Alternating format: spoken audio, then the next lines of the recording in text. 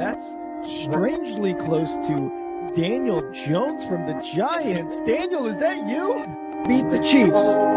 Show me. If the Broncos and Russell Wilson can show me that they can beat the Chiefs, then I will start believing. And the crowd up. And so are this defense, and Kansas City won't snap the ball again. The Denver Broncos have beaten the Kansas City Chiefs. Dave Montgomery on the Lions, former Bear, gonna make this his revenge game for sure. David Montgomery gets the touchdown that ices the game. No! And there's a flag. There's flags. Snap, hold, kick. Denver wins! Let's go! They open! No! What happened? Ah, shit.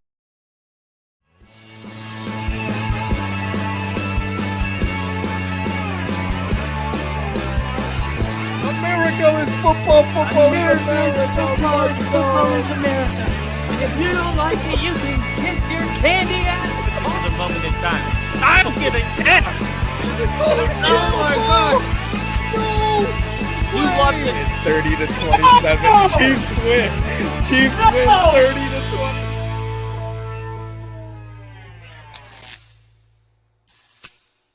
Woo! What's up, everybody? Welcome back to the Only Football Podcast with me, Rick.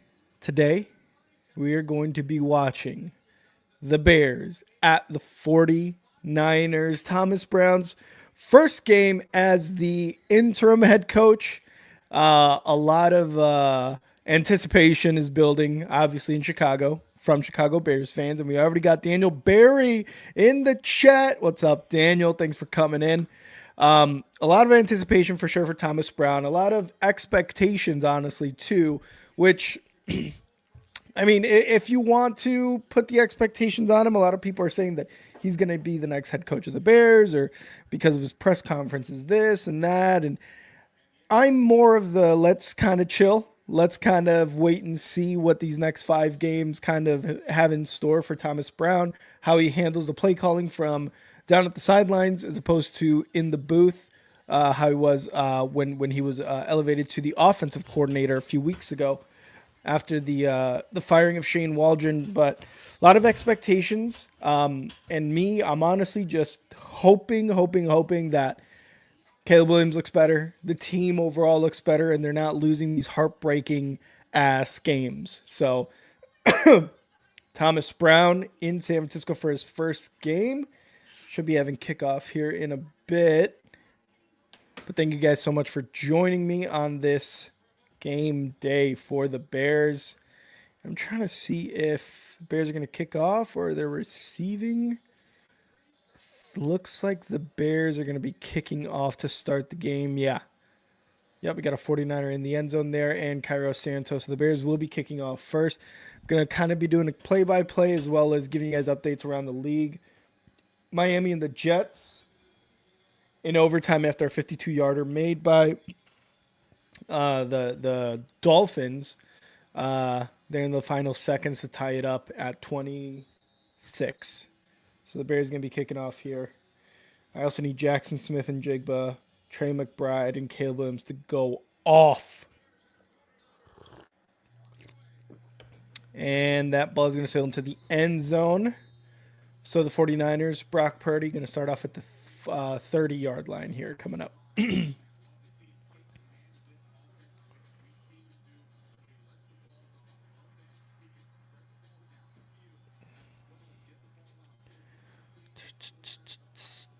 Thank you guys again for joining me. Let me know in the comments if your team won, lost, is winning, is losing, has just started.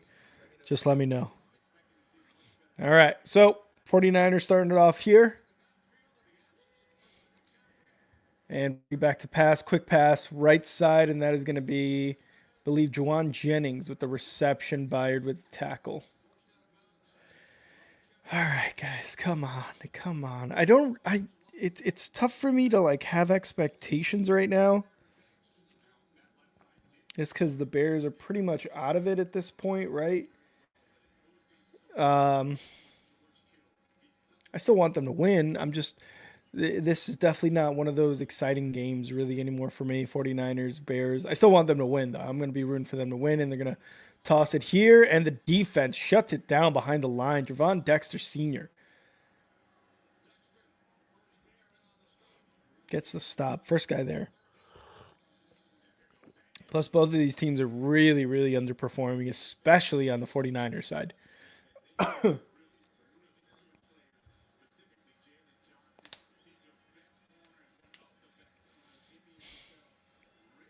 Jalen Johnson, Kevin Byard, Jonathan Owens, Kyler Gordon, Tyreek Stevenson there in the secondary. Johnson, baby. Johnson. Purdy back to pass. Bit under pressure, kind of throws it under. Oh, come on. Tremaine Edmonds. You just let that guy right by you. I think that was Guarendo. 31.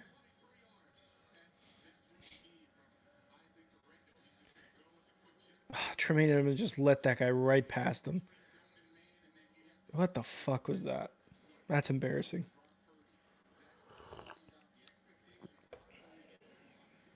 That's annoying. That's really annoying. First and 10 for the 49ers. Nope, no handoff. It was going to be a handoff. It looked like it was going to be a screen. He gets it off. First down. Kittle, 20, 15, 10. Inside the 10-yard line are the 49ers.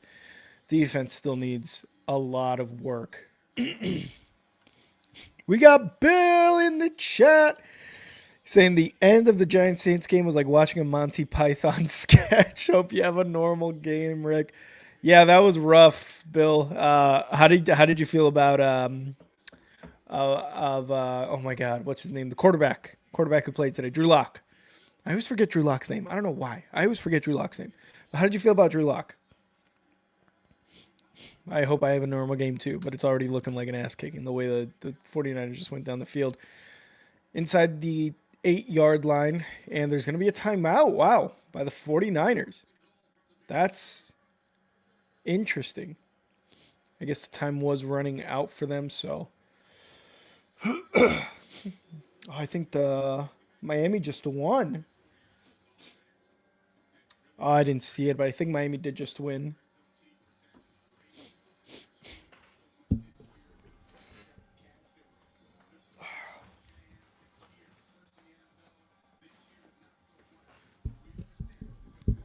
Dealing with a bit of a sickness here.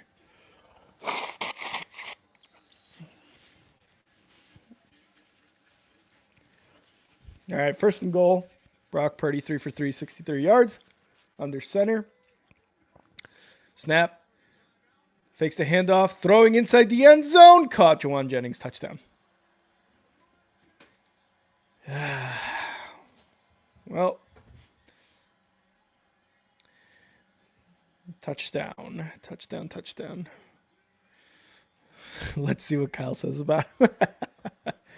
That's how good he did, huh? That's how well he did. Yeah, Drew Lock didn't do great. I mean, it was a 14-11 game. Did you guys score a touchdown, Bill? I'm not sure who had Juwan Jennings there. Either way.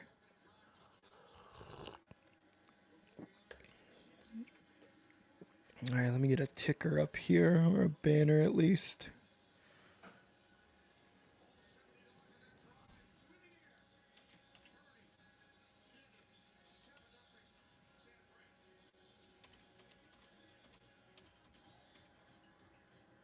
Yes, Jackson Smith and Jigbo with a touchdown, baby. Let's go.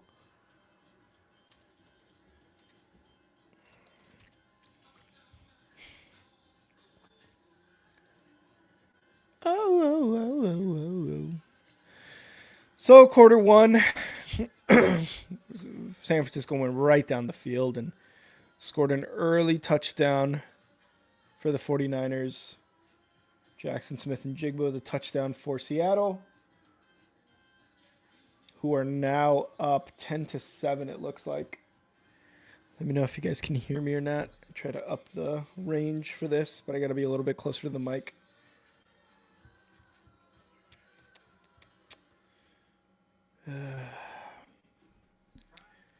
49ers 7, Bears 0. Trying to see if Miami did end up winning the game.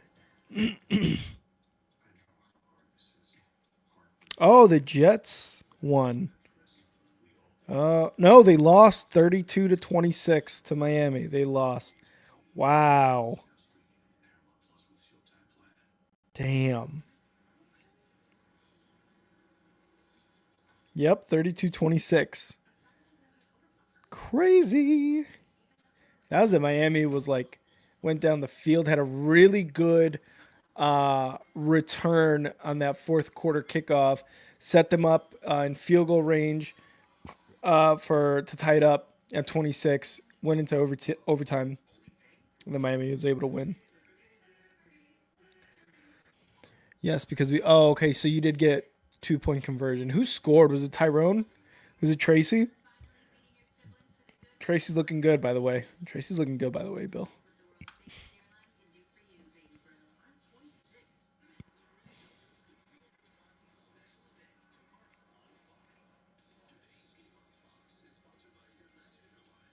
Let's see. Kyle wants a link. Let's see if we can get this link right quick. Copy.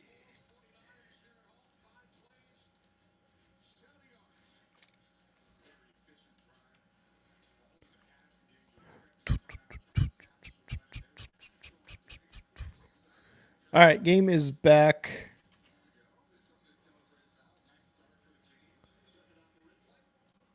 And the kickoff to the Bears, going to go into the end zone, and Carter's going to take it out to the 15, to the 20, to the 22-yard line.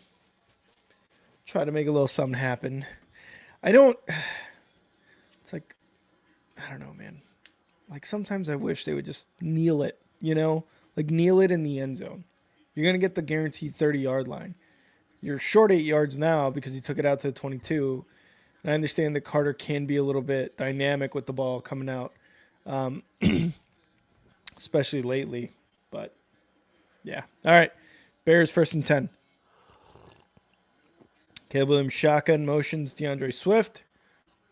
Takes a snap. Hands it off. DeAndre Swift up the middle is going to get about 3 yards.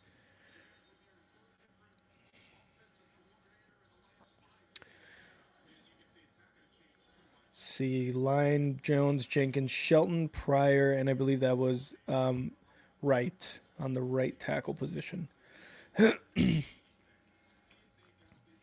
see if the Bears can get it going, get a first down, get some stuff going here. 2nd and 7. Under center, Caleb Williams. Motions the right side, takes a snap, hands it off again, and DeAndre Swift is going to get maybe back to the line of scrimmage. This honestly might be a get-right game for the 49ers, the way it's looking like right now early. I know, I'm probably being a Debbie Downer, but God damn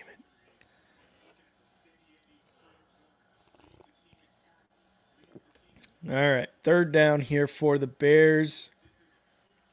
And 3rd and 7. So DeAndre Swift did pretty much get back to the line of scrimmage. In the shotgun, 3 wide to the left, motions to the right side. Williams takes a snap, looking to pass, quick pass, and it's going to be to, who was that? Travis Homer for about 4 yards. No, not enough. Definitely not enough. I guess Roshan might be hurt.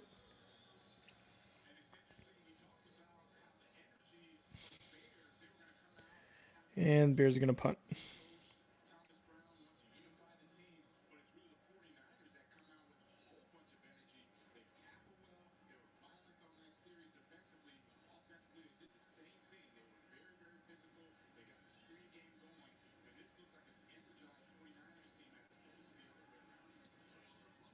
Yeah, I guess he's hurt.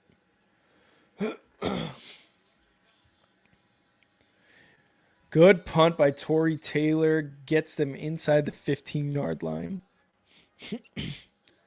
We got Crafty in the chat. Jets and Giants fans are currently in a competition to come up with the best sell the team paperbacks. Yeah, I saw there at the end of that Giants game, there was a couple with the bags over their heads. Not a good look. Oh, Kyler Murray with a pick. What is this?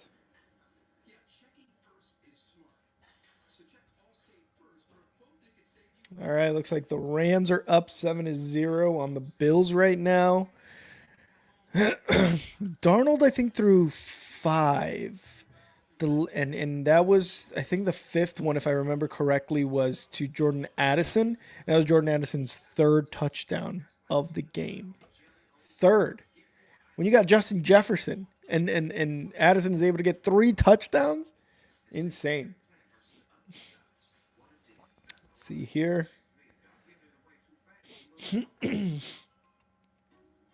8 minutes, 20 seconds left in the first quarter for the Bills and Rams. Rams are currently up 7-0. Yeah, definitely had at least 5. Then they scored. Oh, did they score another one? Let's see here.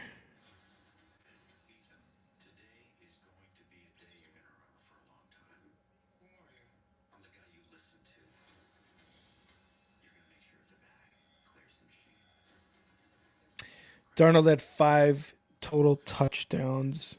So 5 throwing touchdowns he had. At least per fantasy. 34.58 points. Almost 35 total points. Crazy.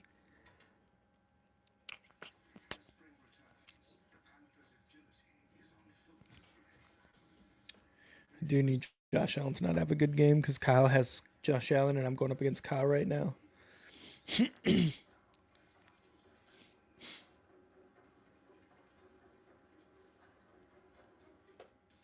But yeah, Darnold had 5 touchdowns.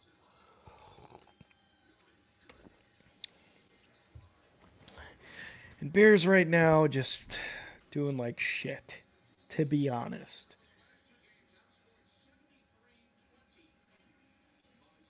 Oh! Almost a pick by Josh Allen.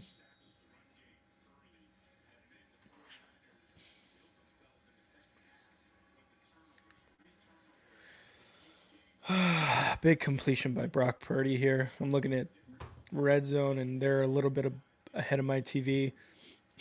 Starting from their 13-yard line. Throw to Debo Samuel all the way to about the 33-yard line. God damn it, man. Tracy Jr. 1-yard touchdown run was our one tutty. Hey, there you go. Tyrone Tracy. You guys, I think you guys got a good one there, Bill, with Tracy. Damn it. And that's that Jalen Johnson was on Debo, too. Not a good look. But yeah, Bill, I think you guys got a good one there in Tracy. I called it a few weeks ago. I was like, keep feeding Tracy. That's your guy right there. All right, Guarendo, left side of the line, going to rush it and gets about 3 yards. Tyreek Stevenson with the tackle.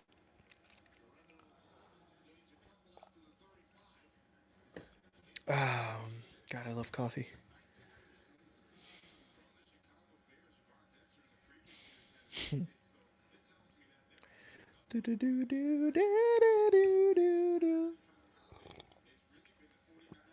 Second and 7 coming up for Brock Purdy and the Niners in the shotgun. Motioning to the left side, takes the snap, hands it off Guarendo, right side of the line. Gets tackled right before the first down by Jonathan Owens. Jaquan Brisker still out because of that concussion on the IR. I believe this is his 3rd game out or 2nd game out.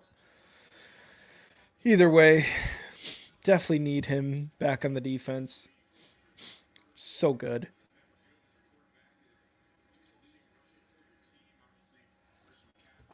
All right, 3rd and 1 here for the 49ers. And a little tush-push action. Purdy's going to get the first down.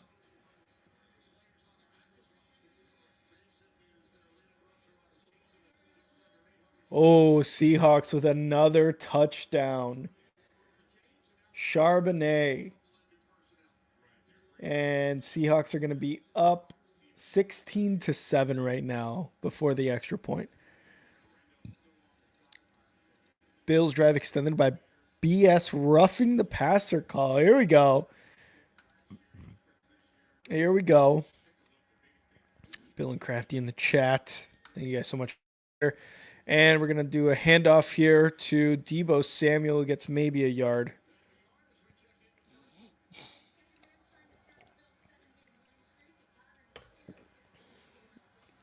So Kyron Williams scoring for the Rams here, giving him that early lead. But the Bills driving right now. We got a guy down. It's number 78, Bar somebody for the 49ers. 7 minutes, 21 seconds left in this first quarter, second down. Ooh, Bills at the 5-yard line now. Ooh, Bills trying to tie it up here.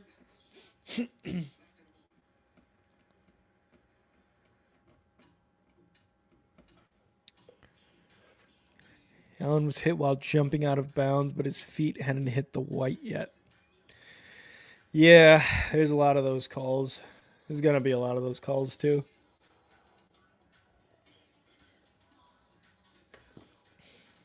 All right, first and goal here for the Bills. Let's see if they can get anything going.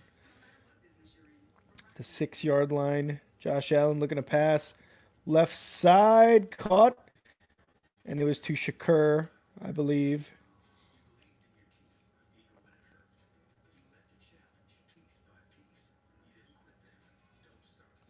Yeah, Keon Coleman was still out. They're at the 2-yard line now. Cook, left side of the line, and just gets destroyed behind the line of scrimmage, but there's a flag.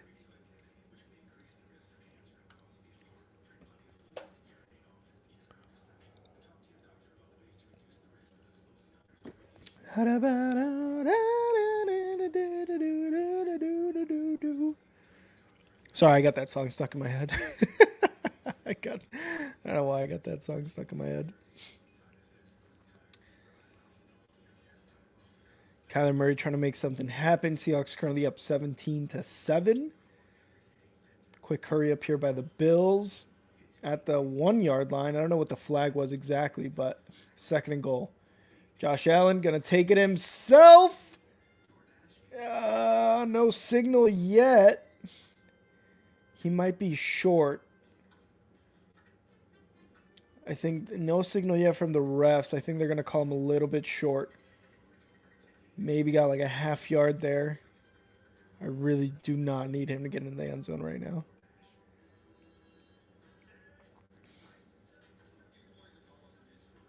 Oh, I don't know. I can't. You can even tell where he's at from these side cameras. That one's a little bit better. I think he is a little bit short. And they're going to push him in again. That's a touchdown. Fuck. That's a Josh Allen touchdown, but there's a flag. All right, back to Bears, 49ers, 2nd and 8, for the 49ers at their own 46-yard line. Purdy under center, fakes the toss, and almost a Bears interception. Oh, TJ Edwards tipped it. Owens came in, but Jawan Jennings ends up with a catch. Oh my God. And Jawan Jennings, great concentration. Jonathan Owens almost had that pick. I'm just glad they got the tackle.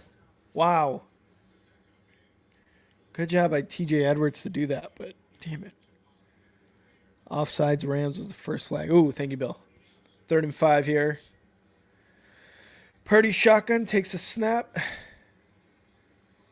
Oh, in the air. Oh, incomplete. I believe they tipped it. It was tipped at the line, it looks like.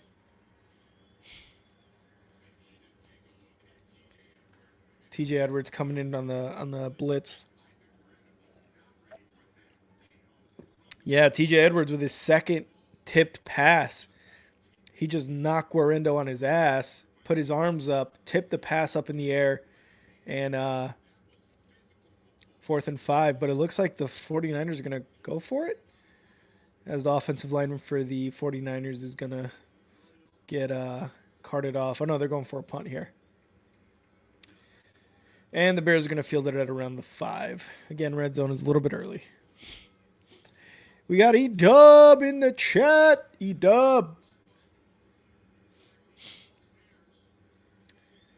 Yeah, maybe around the 5 or the 6.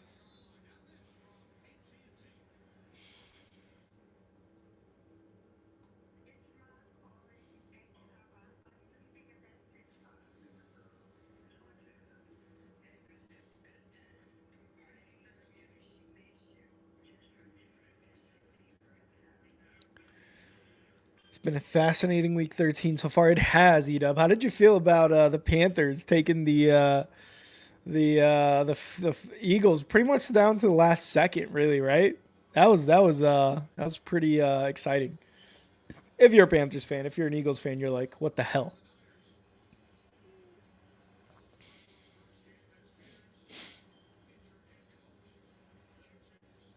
All right, here we go. Bears on the offense inside, or sorry, at the 5-yard line here. 6-yard line. Williams under center. Motions, takes the snap. Fakes the handoff, looking to pass. Quick pass to DJ Moore on the left side. Looks like a screen. And DJ Moore gets 5 yards. Not bad, not bad. 4 yards.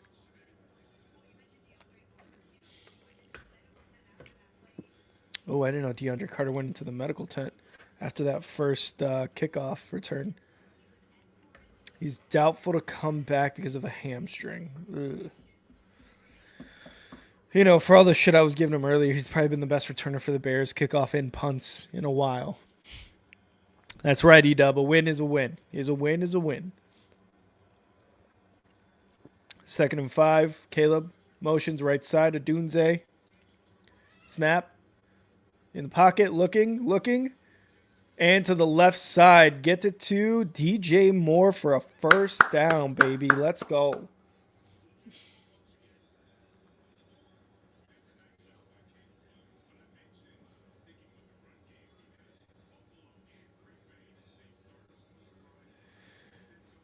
First down for the Bears, right around the 20-yard line, I believe.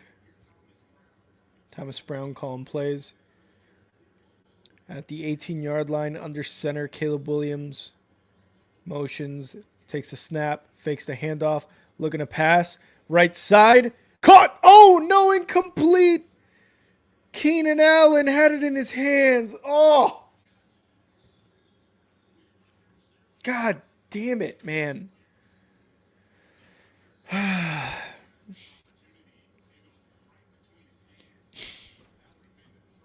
Keenan Allen.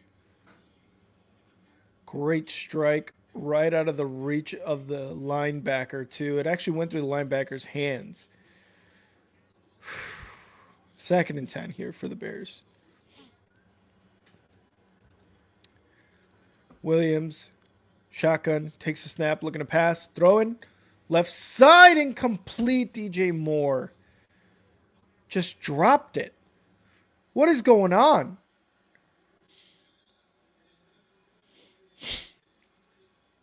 Just dropping passes left and right now. It hit him in his chest. What the I can't believe that. That's 2 drop passes by his best wide receivers. Now we got to get it to Rome. 3rd and 10. Shotgun. Williams. Motioning Keenan. Snap. Looking to pass. Looking. Moving up in the pocket and gets sacked. 4 rushers.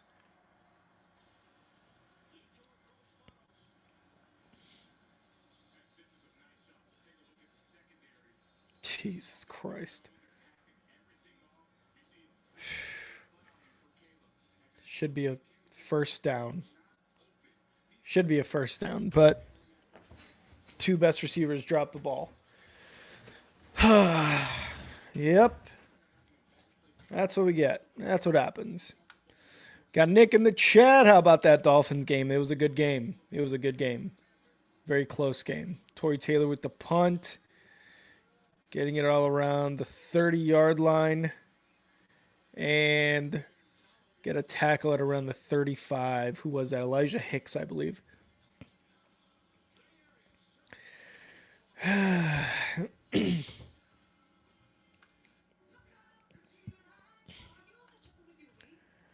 Yep.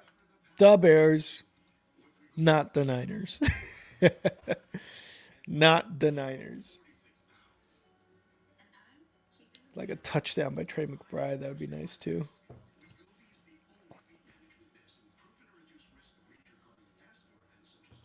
Rams on a 1st and 10. Give it to Kyron Williams. Runs for about 7 yards there.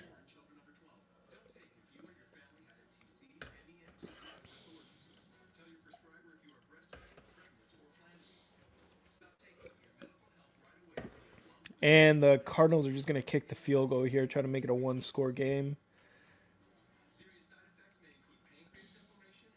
And it looks like it went through. Yeah, Cardinals are down 17-10. Seattle Seahawks. It is a big game, too, because I think, obviously, Kyle and I talked about it on Friday. Kyron Williams inside the 5-yard line. Seahawks right now in the lead for the NFC West. Cardinals are right behind them.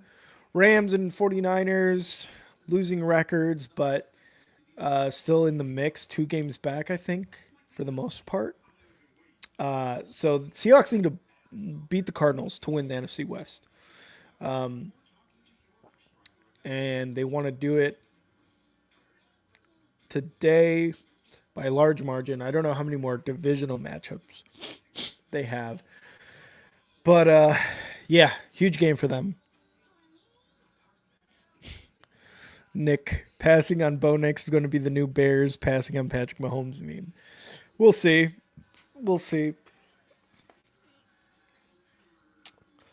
I'm still taking Caleb Williams number 1 overall. Over Jaden, over Bo, over Penix, over JJ. I'm still taking Caleb, baby. He'll be the first one out of all the rookie quarterbacks to win a Super Bowl first. Oh, God.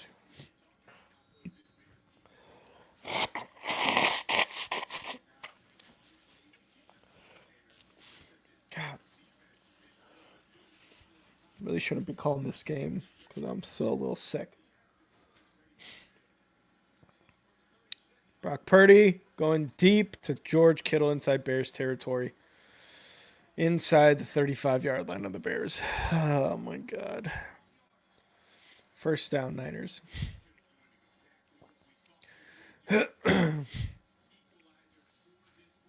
Who's got him, man? Tremaine Edmonds. What's going on? Tremaine Edmonds looks so slow.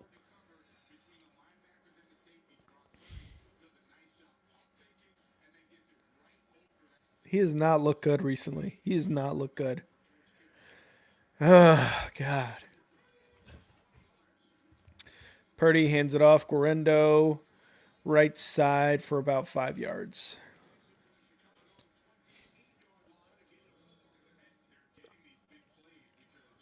Already almost inside.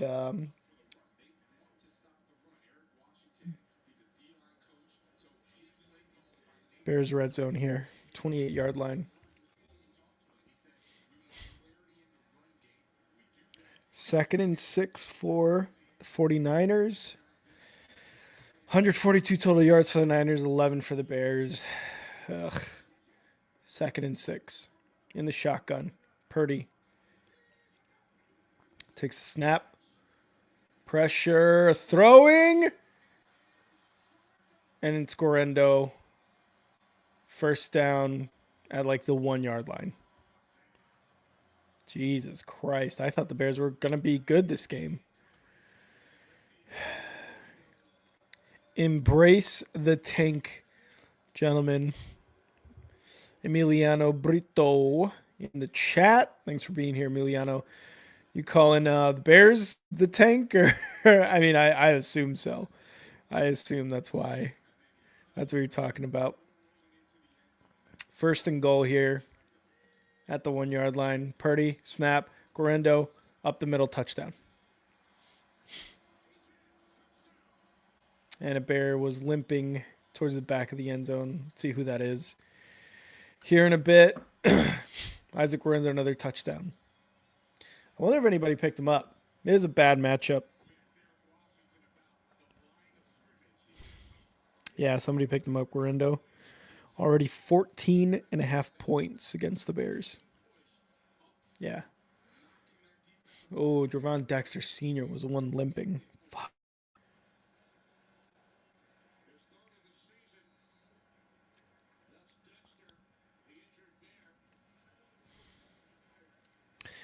And if you guys haven't already, please, please, please hit that like button on the stream wherever you're watching, whether it's on X, YouTube, or Twitch.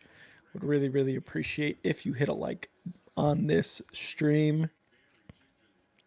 In New Jersey, we live for the tank at this point. Yeah, that's true.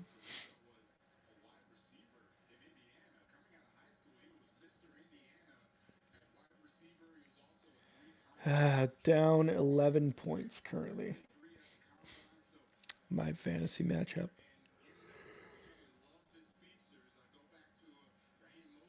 So all the NFC West teams playing right now in the second slate.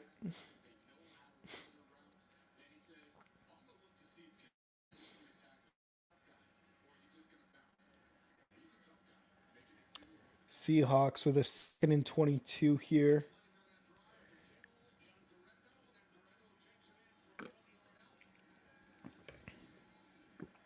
Ooh, did that go through? It did, yeah. Okay, so 49ers up 14-0. And we got Bill with a membership. Let's see who we got it to. Let's see who's the lucky person with the membership. RC, Iowa, UCLA diehard fan. Congrats to you for getting the membership. What a name. By the way, what a name. Thanks, Bill. Appreciate it so much. We love it. Thank you so much for the support as always. And it's time to update the ticker. Unfortunately, the 49ers just destroying the Bears at this point. There's the updated ticker there.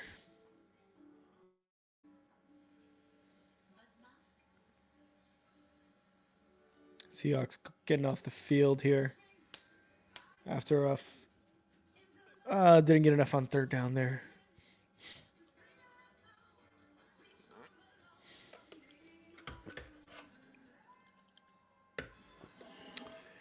All right, let's finish this coffee off.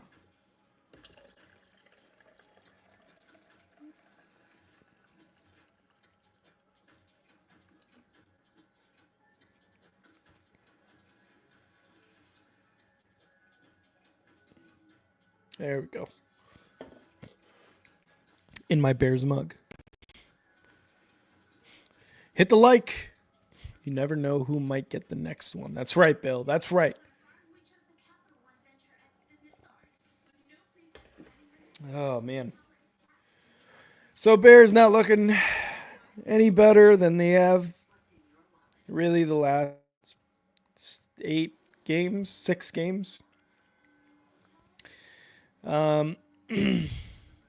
Yeah, I don't know. I don't know what to say. Bears not looking any types of good right now. 11 total yards so far compared to the almost 150 that the 49ers had. They probably got more. So Bears not looking any better. I don't know what's going to happen the rest of this game, obviously. As they're taking a look at what happened to Javon Dexter.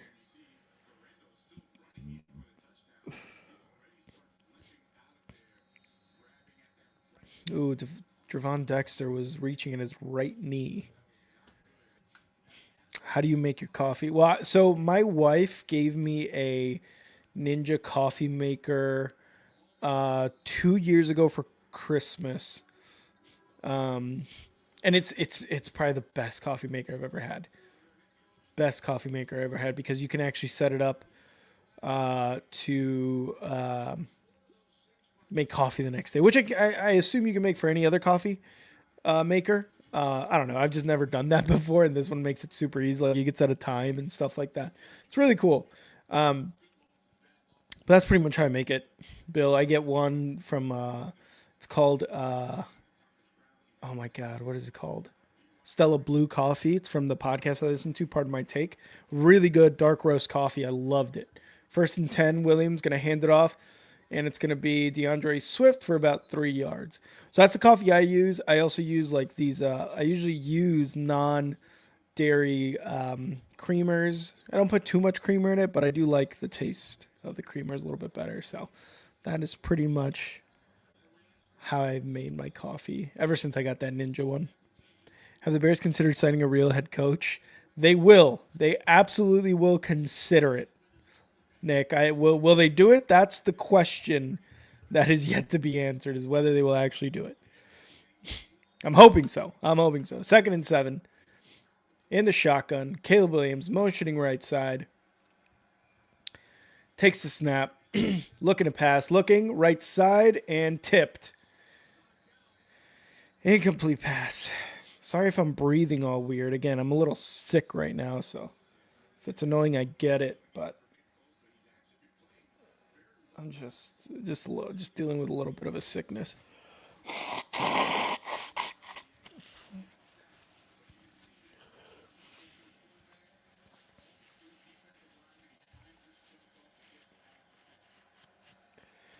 Caleb Williams currently 3 for 6 in the shotgun. 3rd and 7, trying to get a first down to the 40-yard line. Snap. Looking to pass, looking under pressure, and gets sacked.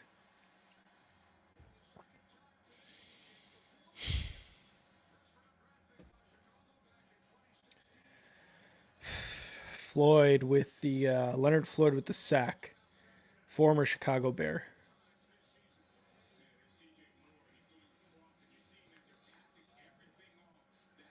Oh my God. Well, so much for that.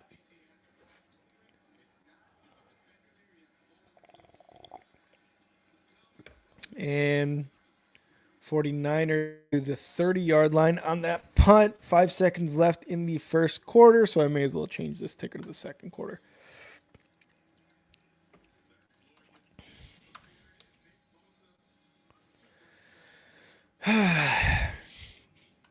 Yeah, I'm glad Nick Bosa is not in right now because he would be tormenting Caleb Williams, although Leonard Floyd is doing a really good job right now of that. We got Liam in the chat. Liam, congrats on the Steelers win. 27-14. I had their defense, so I was rooting for the Steelers the entire time. Oh, we got a blocked punt by the Rams. And it's going to be a touchdown, Rams. Oh, my God. Rams block the punt and go in for a touchdown. They're going to be up 17-7. Almost a sack lunch. Sack lunch by the Bears. TJ Edwards. Montez Sweat almost had a sack. Brock Purdy slipped away from him. But TJ Edwards finishes the job, gets a sack lunch. Yum, yum, yum, yum, yum, yum, yum. Looks like the whole fam is showing up. I love it. We just need Ginger. Who else do we need? Angel. Lil E. We need a few more people. But yeah, Bill, it does look like the entire fam is showing up right now. And the Rams, 16-7 before the extra point. And it's good. 17-7. The Rams lead the Bills right now. Wow. Showing some aggressiveness. Nick, nice to see future Bears head coach Matt Stafford doing well. Hey, if he gets us the wins, man, I don't really care who the coach is as long as they're getting us wins. That's all I care about. As long as they're getting us dubs. And Caleb Williams is doing amazing. That's literally all I care about. Really want the Bills and Chiefs to lose today. Why is that, Liam? Is it just kind of just to help out the Steelers? I think it kind of helps out for seeding purposes, doesn't it? Because the Steelers are what, 10 wins now? Steelers. Yeah, I can't even see it. Steelers at 10 or 11 wins, Liam. Who doesn't want the Chiefs to lose? You and Kyle especially, Nick. Yeah, for seeding purposes, I thought so. I'm going to look up here just to see. Yeah, Pittsburgh 10 wins, but I don't know if this is counting the win this week. Because it's week 14. They have had their bye. No, that does make sense. Yeah, 10 wins. I also want KC to lose so we don't play Buffalo round 1. Ooh. So that's assuming, though, that the Broncos get the 7 seed, right, Nick? It would be Buffalo. Yeah, I mean, nobody wants to play Buffalo round 1 right now. Especially if they lose today. I mean, that's going to suck. 10 wins. 10 wins. Gotcha.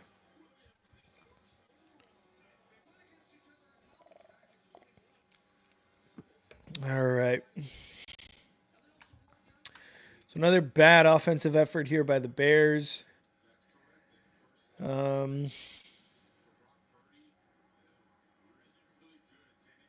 49ers taking the ball here at around the 30. Purdy takes the snap, looking, and he's going to get it off over the middle to George Kittle, who gets a first down and more, almost to midfield. God, George Kittle's so good when he's healthy, man. So good.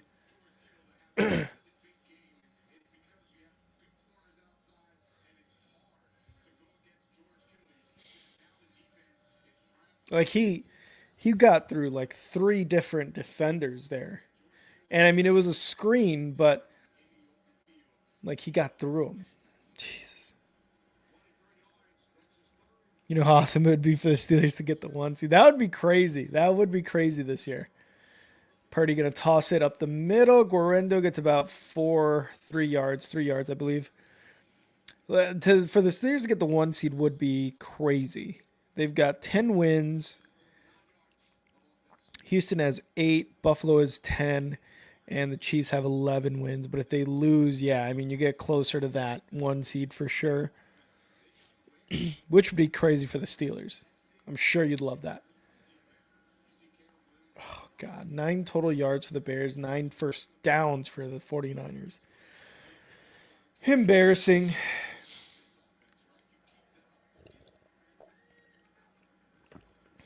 Hands it off. Guarendo gets destroyed behind the line of scrimmage. TJ Edwards there again.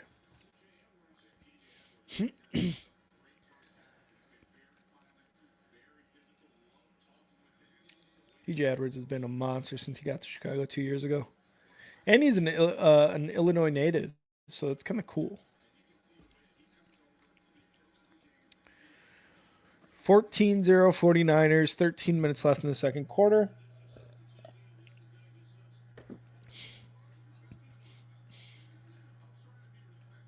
Third and 7. Purdy, snap, over the middle, caught. Who is it? George Kittle.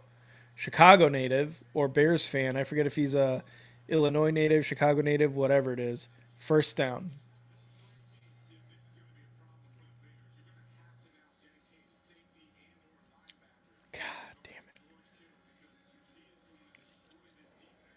I love George Kittle because he loves to beat the Packers, but he's kicking the Bears' ass right now.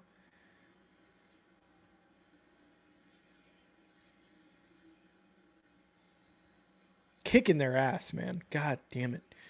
First and 10, Purdy under center. 32-yard line of the Bears. Takes a snap. Fakes a handoff. Going for the pass.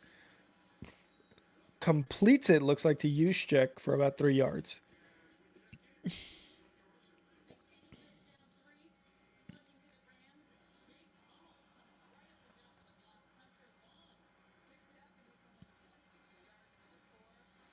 Yeah, there's that punt return, or pump block return for a touchdown for the Rams. 17-7 right now.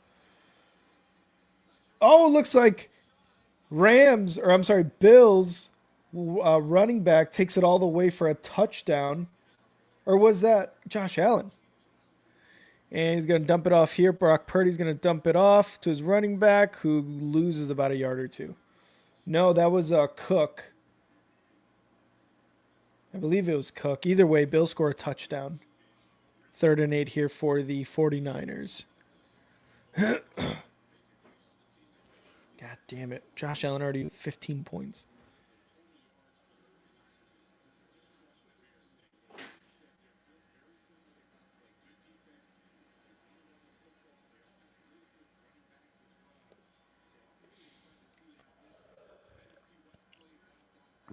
All right. 3rd and 8. Purdy. Shotgun takes a snap. Looking. Almost a sack. Jawan Jennings. I think he's going to be short of the first down. Might be a 4th and inches, I believe, here.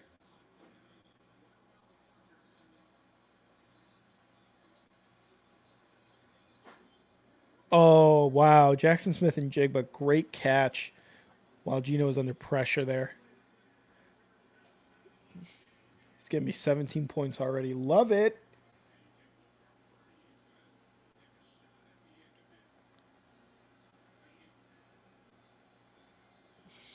All right, 4th and 1 here.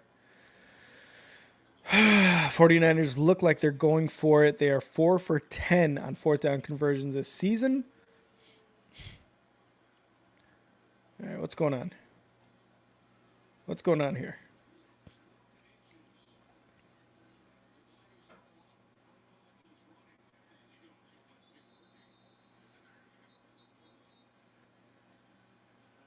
Oh, Charbonnet for the Seahawks.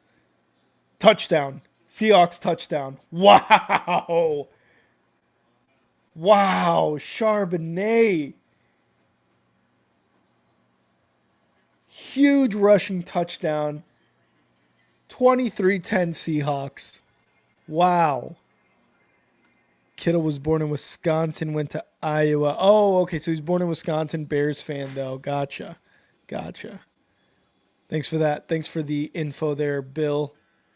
And they're challenging the spot, it looks like. So they kind of ticked down the play clock the entire time, and then Shanahan was talking to the refs or something, and then he finally decided to challenge it. And I think we might have a special guest here in a sec. Might need a thumbs up, though, when that special guest is ready. Introducing the heartbeat of Denver, the best Broncos fan of all time, with the largest penis any man, woman has ever seen in the world. He picked the Denver Broncos out of a book, and it became fate from that day one. Ladies and gentlemen, we've got the best Broncos fan in the world. We got Kyle in the stream. Kyle, what's up, dude? How's it going? I just saw the score for the first time. Yeah, no, it's going terrible. It's bad. It's probably one of the worst games to start I've seen so far.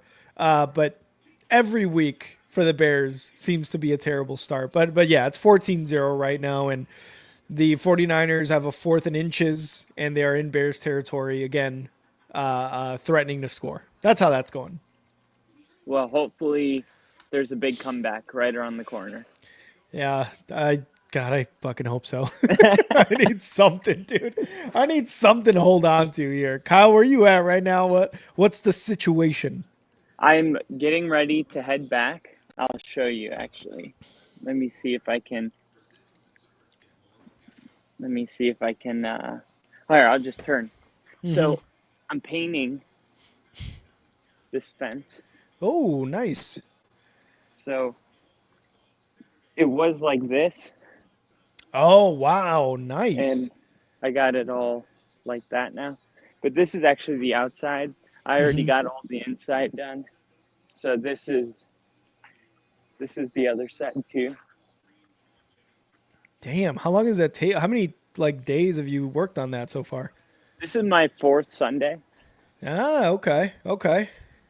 but if it was summer, I would have been done by now. But it's just like It's been a little cold. navigating the darkness. Well, no, just like how quick it gets dark. Oh, that's right. That's right. It is that time of the season. It is that time of the season. So yeah, but I'm.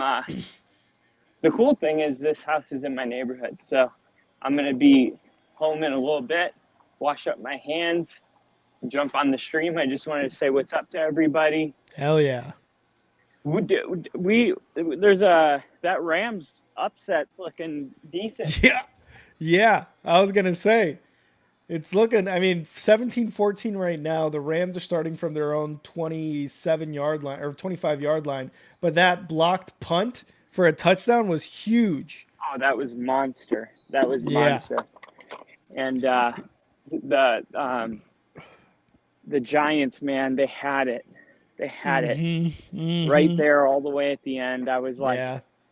I felt like they're going to. And Aaron Rodgers and the Jets, that was a great don't touch it. That was a good ends up one. going to overtime. Rodgers throws for over 300 yards for the first time since 2021.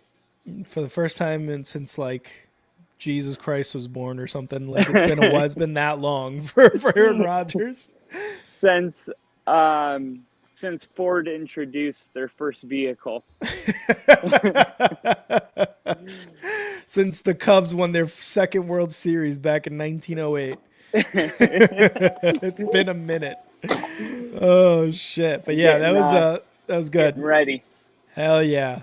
I'm getting All right, my Kyle. wings. He's gonna fly here in a bit. So Kyle will be back on here in a bit after he gets all cleaned up. But great job on that fence, Kyle. Looks good, man.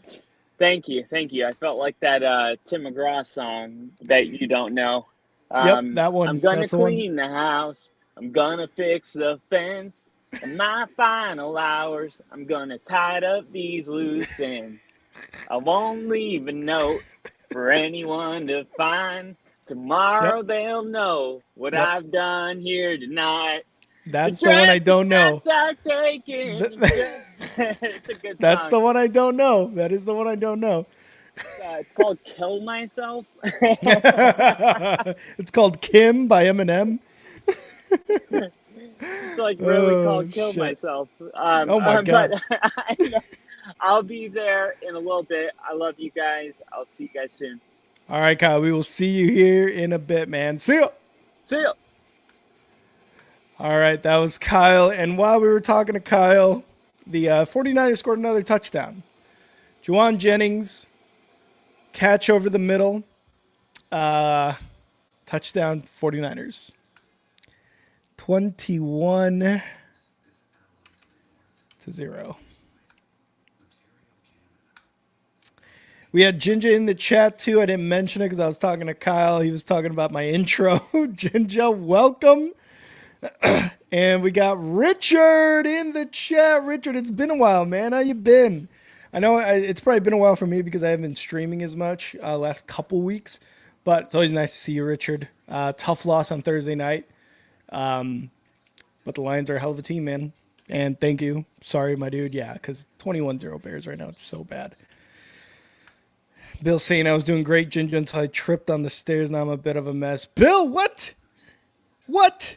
You good? You better be good, Bill. Don't be going up any more stairs. Don't be going up any more stairs, all right? We need you 100% at all times. 100% at all times.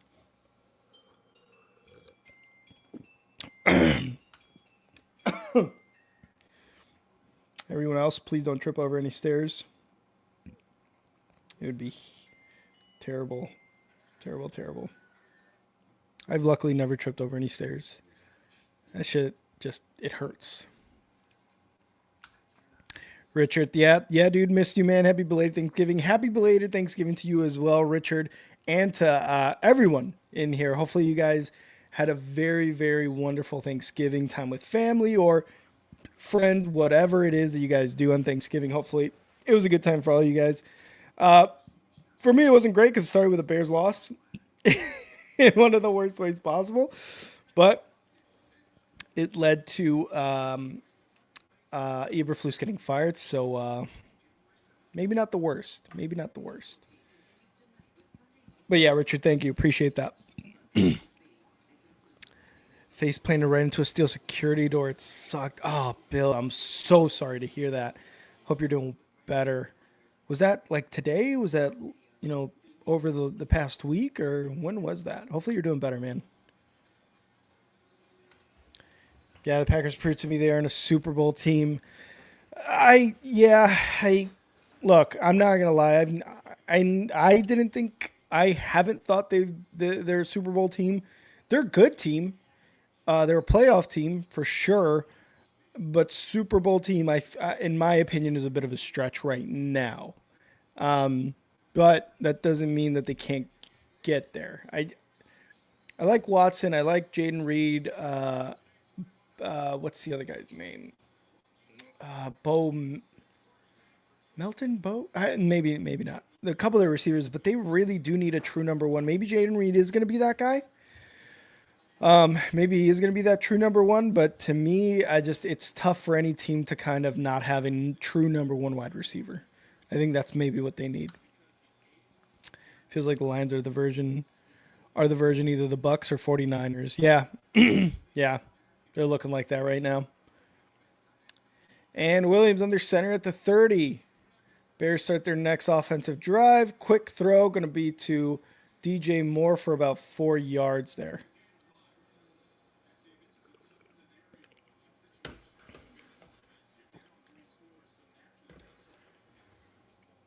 I'm currently down 15 points to Kyle. Today getting home from the Giants meetup, now I'm just chilling with you guys, so thank you. Okay, yeah, Bill, definitely take it easy for the rest of the day. That sucks. I'm really sorry to hear that, and especially after the Giants game, which I'm sure caused a lot of emotional pain as well. So hopefully you feel better, and hopefully it doesn't, that pain doesn't linger for the rest of the week or anything. Hopefully you feel better, man. Yeah, it does sound very, very painful. And again, you couple that with the Giants loss, and it's like, Bill just can't win today. Bill cannot win today. So, Bill, hope you feel better, man. Let me know if there's any Giants glazing I can do to help you feel better. Tyrone Tracy, though, you got a guy there. Tyrone Tracy is looking really, really good for you guys. So at least you got something to kind of hang on to for the Giants. 3rd and 5 for the Bears. Williams, shotgun. Snap. 49ers showing some pressure. And sack lunch.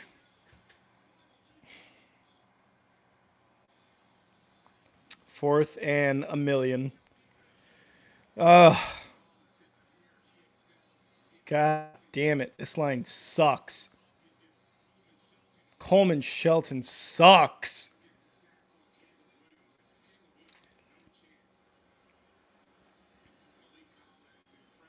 Malik Collins with the sack.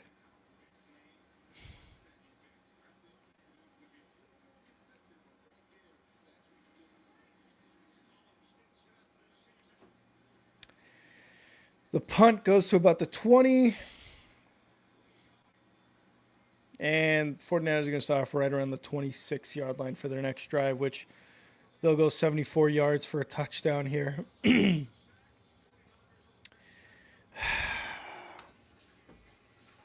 Bears can't do anything. I'm going to have 2 rooting interests, though, if all goes well. One will be the Denver Broncos, the AFC side. And the second will be the Seahawks. Being in Washington, I do like being in a city where, the team's pretty good, or a playoff team at least. And if they win the division, they'll host a playoff game. I honestly want to go down there during that playoff game if they're hosting one, right? And kind of just get the Seahawks perspective, the Seahawks fan perspective of all that, maybe get some new followers and such. Might go down there for you guys, try to get some good content.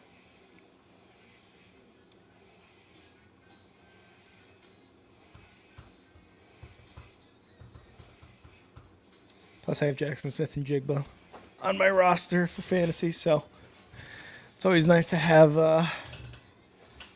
to be rooting for that guy.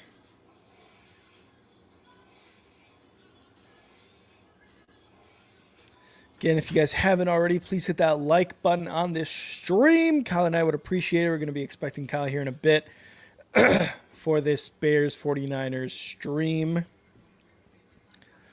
Also, for those of you guys who kind of haven't seen me in a while, what do you think of my new setup, huh? Little new setup. Got the hats in the front, flags in the back, jerseys, other hats right there, jersey, little blanket. What do you guys think? You guys liking it? Kind of went for a more. I like what Grossi's doing with his like setup, and I like what Pat McAfee also does. Like he's got the desk, he's got all the stuff on the desk, like I do here, and the camera setup for me was what was really important. Like where do I need to put the camera? How far? How high? To get everything. And right now, I'm looking like everything that I want to be shown is shown. So I just want to get your guys' opinion. Just took some leave and chilling. Good, Bill. I'm glad.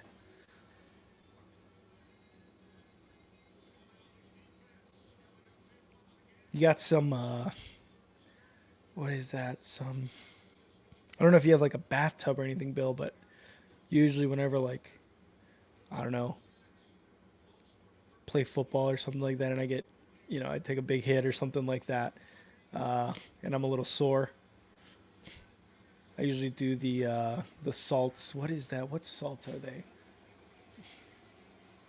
Like bath salts or something in a nice hot bath to kind of alleviate any pain I've got. That usually helps out quite a bit. So if you're feeling anything like that, I don't know if you've ever done that. I'm sure you have, but if not, definitely get some of those like bath salts and to kind of help out any pain, because that definitely helps me out. Richard saying, dope. Honestly, hate the team, but good setup. Rick, I appreciate it, Richard. I get it. Any Packers fan, Vikings fan, or Lions fan that walks in here is probably going to be like, ugh. Probably going to hate it, but yeah, definitely try to make it nice. And there's Guarendo, midfield, all the way to the Bears, like 44-yard line. This is so bad. I thought would get some.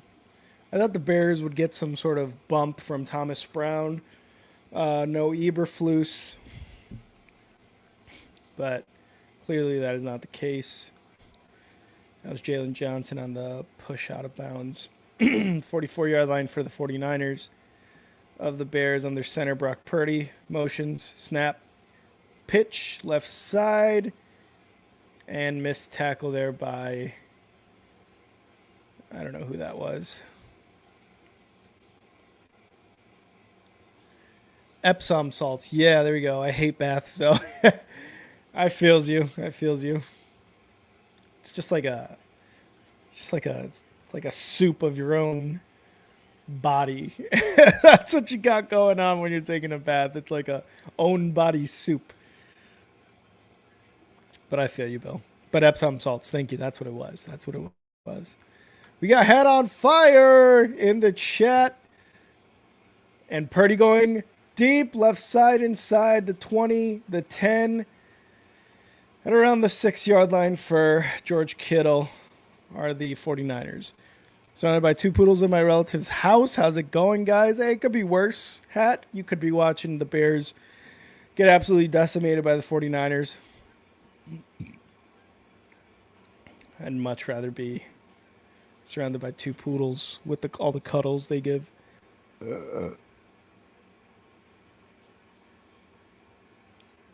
Touchdown, Brock Purdy. Thanks for being the hero, though, Hat. Appreciate Snap. Fakes the handoff, and they bite on the handoff fake. Purdy, touchdown, but there's a flag. I wonder what the flag's going to be.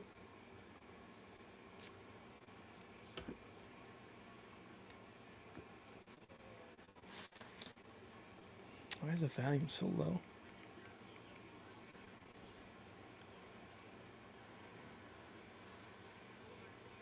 Holding on the offense. Jesus Christ. So no score for the 49ers there. So it's going to be holding. It looks like it was on, is that Jennings? Or Steven. No, I think that was Ricky Pearsall. Holding on Ricky Pearsall on Tyreek Stevenson. Yeah, defense is definitely non-existent this game. It's bad. It is bad. 3 touchdowns. This defense is like a wet paper napkin. Watching Bills at Rams. Hat, you're an Eagles fan, right? Am I right on that, Hat? Are you a Bills fan? I forget what you are exactly. But Bills at Rams is another good game going on, yeah. Quick pass to Debo. And gets tackled by the line of scrimmage by Jalen Johnson. Jalen Johnson, baby. Good tackle. 2nd and goal for the Niners.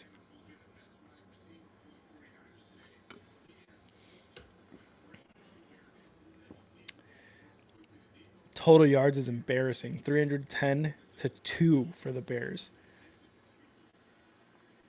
This is a new low, man.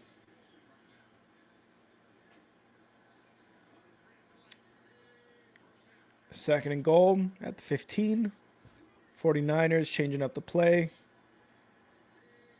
Purdy snap. Looking. Throws right side to Ricky Pearsall for about 6 yards. 3rd and goal here for the 49ers.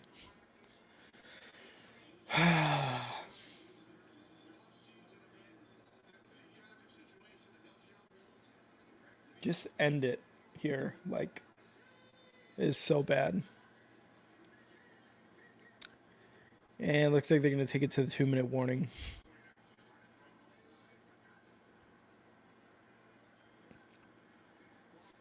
And 2-minute warning time. Oh, God. So bad.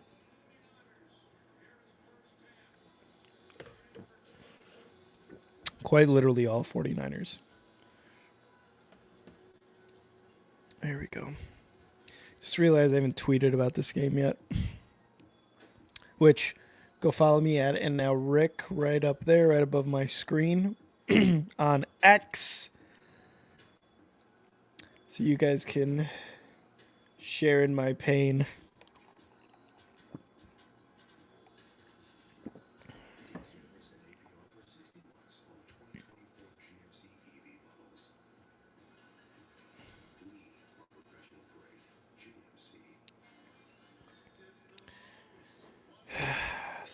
So bad.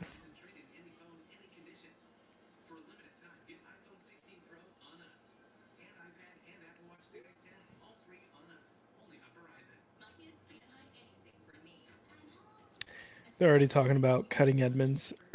Tremaine Edmonds.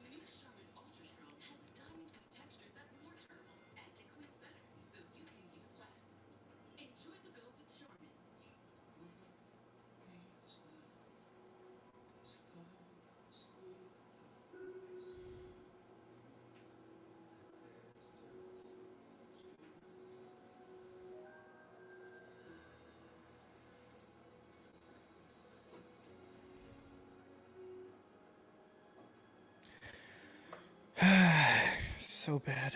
So bad.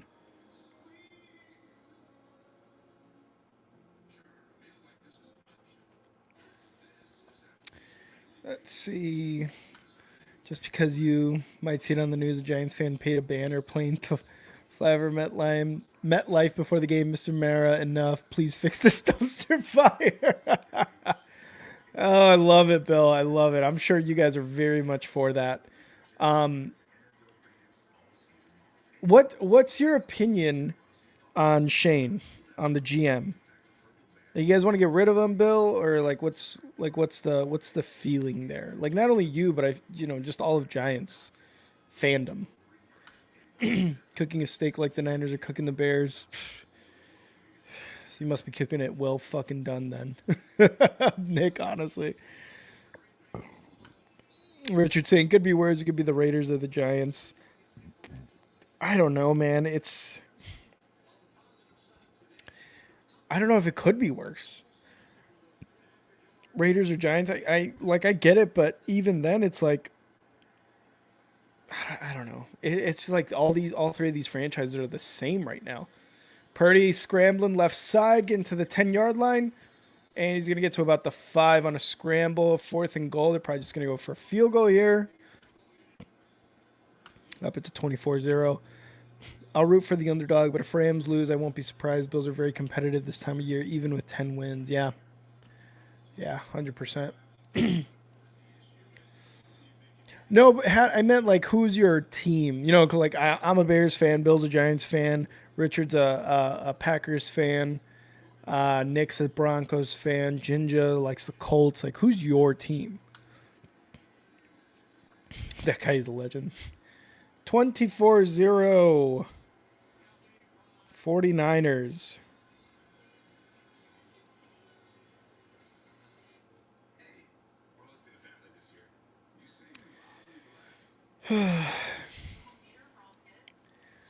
Don't bully Bill like that. The Giants are Raiders bad. Yeah, they're bad. They're bad. They're all bad. We're all struggling except Nick. Except Nick. If the Raiders win again, we're picking number 1 in the draft. Is that currently what's on Tankathon, Bill?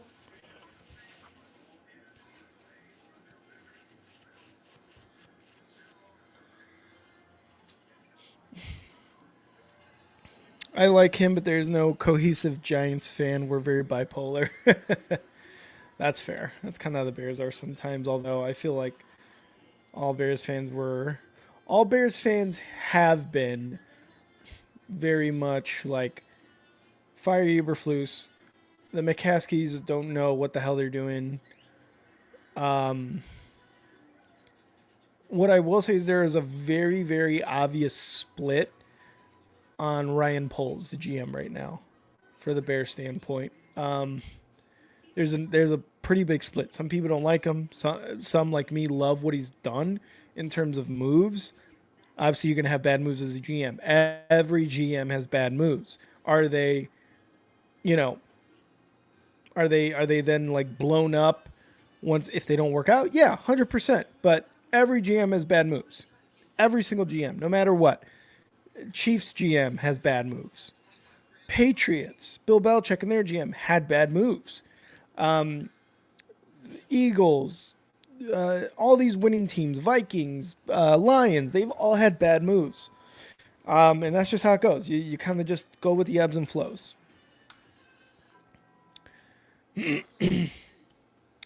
Yes. For the number 1 pick. Jags Titans game's contender for worst non-Broncos game I've watched. I like him, but get an O-line now. Yeah, Richard, that's been the biggest thing for Ryan Poles is, yeah, you're good, man. You've had some good moves. It's just you got to get that offensive line that clearly was an issue.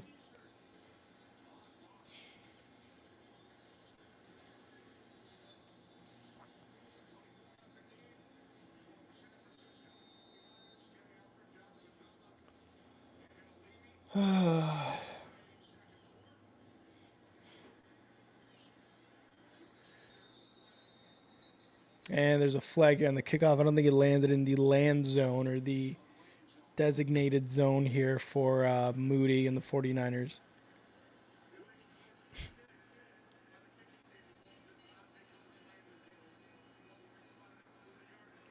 All right, ball gets spotted at the 40-yard line, a minute 50 left.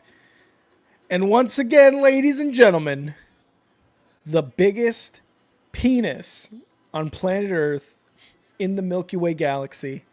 Number 1 Broncos fan I have ever met in my life, and you will ever meet in your life. Sorry, Nick. Mr. Broncos Kyle. Kyle! Let's go. Let's go, Kyle. Bears How are losing we doing? 24-0. It's not great. Williams back to pass. And dumps it off to Travis Homer for about 6 yards. You know, It's bad. I don't know why I do this to myself, but if Keenan Allen and DJ Moore score, I win $1,600 That's all you need is a score from one of them? from both of them. Because I had an 8-leg anytime touchdown, and they all went through. in the first half. Oh no! I had Josh Allen, I had Josh Allen, James Cook, Kyron Williams, and Puka Nakua. All Wow. except I think James Cook. I think it was just Josh Allen, Puka Nakua, Kyron Williams. And And they they all all went through. scored. And then the Bears, and then Isaac Urinardo, of course, and then the Bears just with nothing. Nothing. I'm like, this was their game. Mm-hmm. At And least I Williams thought gets sacked again on a 4-man rush on 3rd and 2. so. Really? And that's that. They both dropped passes that were either in their hands or in their chests earlier this game for a first down. So they're not good right now. Like, I don't know what's going on, man, but the Bears have 10 yards of offense right now. How does Caleb look? Bad. He can't get a pass off. This offensive line is not protecting him one bit. He's been sacked 4 times. I don't know, man. This is so bad right now. This is so bad. 24-0. I mean, the score tells the story, but other than that, it's so bad. We got Tyler Figgin here laughing at me. Hey, you lost 2, Tyler. You lost 2. Man. Yeah, it's bad, dude. What do you make of the Caleb Williams in the sacks? I blame both Caleb and the offensive line, mostly the offensive line, but Caleb holds onto the ball quite a bit. But also, there was no receivers open in a couple of those sacks where he held onto the ball a little too long. 0 wide receivers are open. So it's like Caleb, it's the offensive line, it's the play calling, it's not being able to scheme anyone open. It's a lot of stuff. It's just a lot of things to combine for all these sacks. So I guess they're going to punt it. Yeah, they punted it. And there's a flag here on the punt. What if it's roughing the punter? Holding on the receiving team, the 49ers. So that's good. Imagine if the Bears signed Bill Belichick. Now he wants all the power. Bill Belichick's a GM and head coach, and that's not going to fly. We got Niner Faith in the chat saying, duh, Niners. I don't know. I mean, Belichick looks really happy lately. He does, but I don't know if he wants to go, like, I think he take does. on this stuff. Like, he's considered the GOAT. There's nothing to accomplish. He's having fun. There is. He's like 12 games from most all-time wins as a head coach. He needs 12 more wins. I just don't know if he's the kind of guy that will chase that, knowing he has as many Super Bowls as he has. I think he would, though. I think he's just he's like, I mean, it's Bill Belichick. It's. I think he's already considered the greatest, though. Like, do you think that win total is keeping him from being considered the greatest of all time? Like, no, because of the Super Bowl wins. But I think if you're Bill Belichick, I think any head coach, whether in college, whether in the NFL, you got an ego, right? And I think you want to get the most wins, get the most Super Bowls, become the greatest head coach. Like, that is the only thing really, truly stopping him from being called the greatest of all time is a lot of Super Bowls as the head coach, the most as a head coach, all-time wins, and like 2 decades of just greatness with the Patriots. I think those wins on top of all that will truly make him the greatest in his eyes and in the eyes of the numbers world. You know what I mean? Like, maybe not to me and you, but like to the numbers world of the NFL, it makes him the best of all time. We'll see. I agree with you. I just don't know if he wants to coach right now. Makes more Because money. it's a tall task to go into Chicago with a rookie quarterback, a place that has generational problems, and it's not like Tom Brady joining the Bucs, where it's just like, oh, we're just a coach away.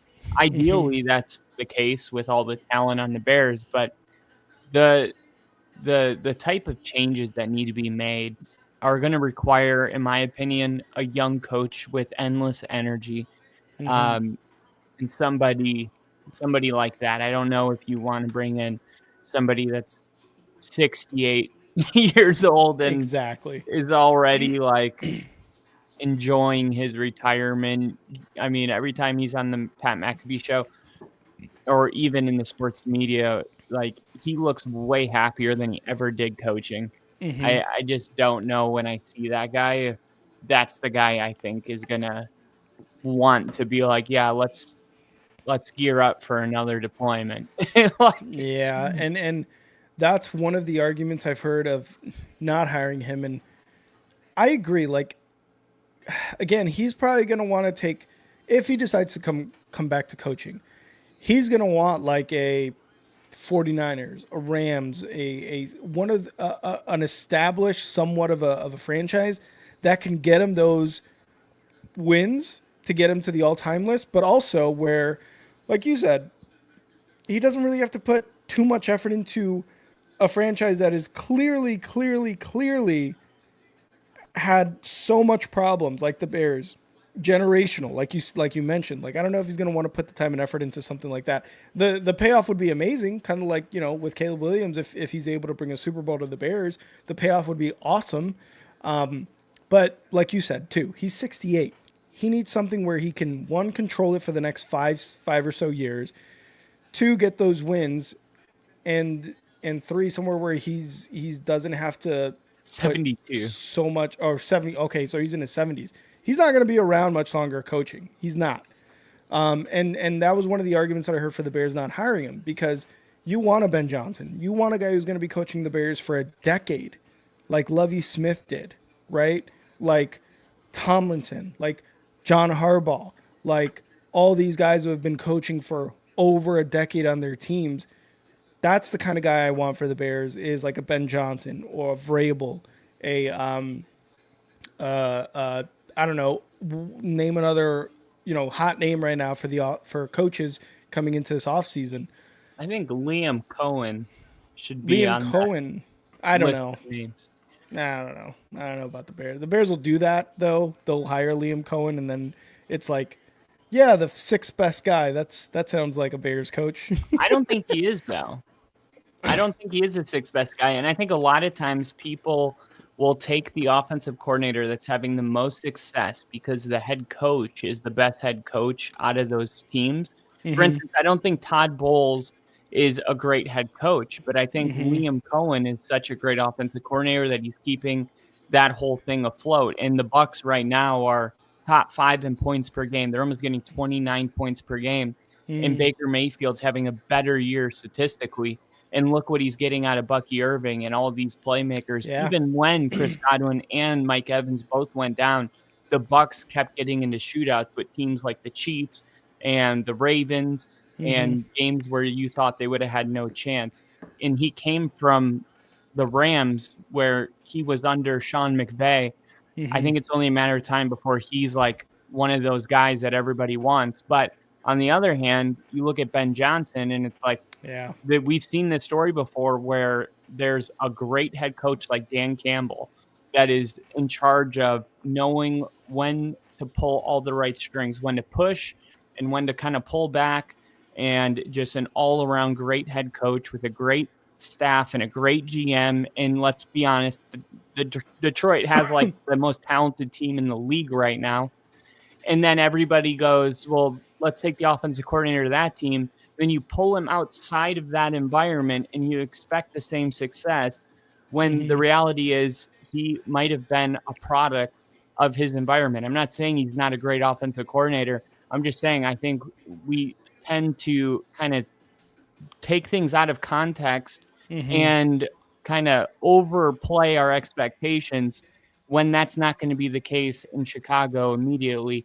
But everybody says he's the best, so we just go with it. Kind of like the NFL draft when it comes to what players we draft. The NFL media train is going in one direction, and the fans have no choice but to jump on it.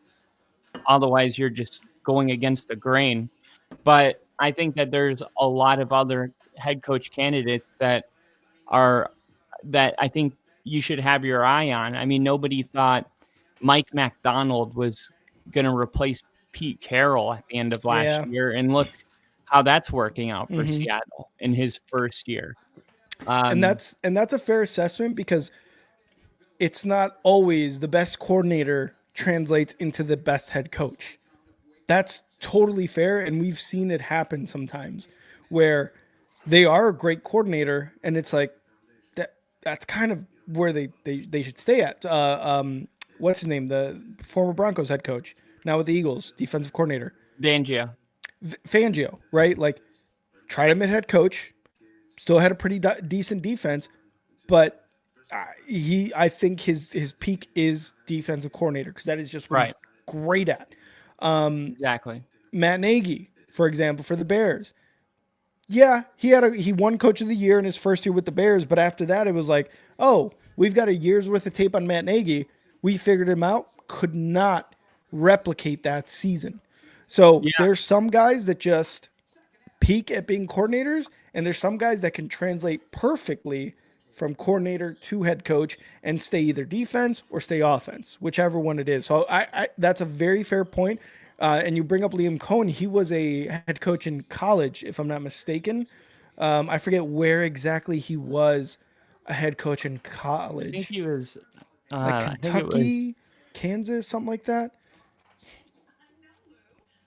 But and sometimes that can translate well, because guys like that can not only call offense, but can have a really good. Never a head coach.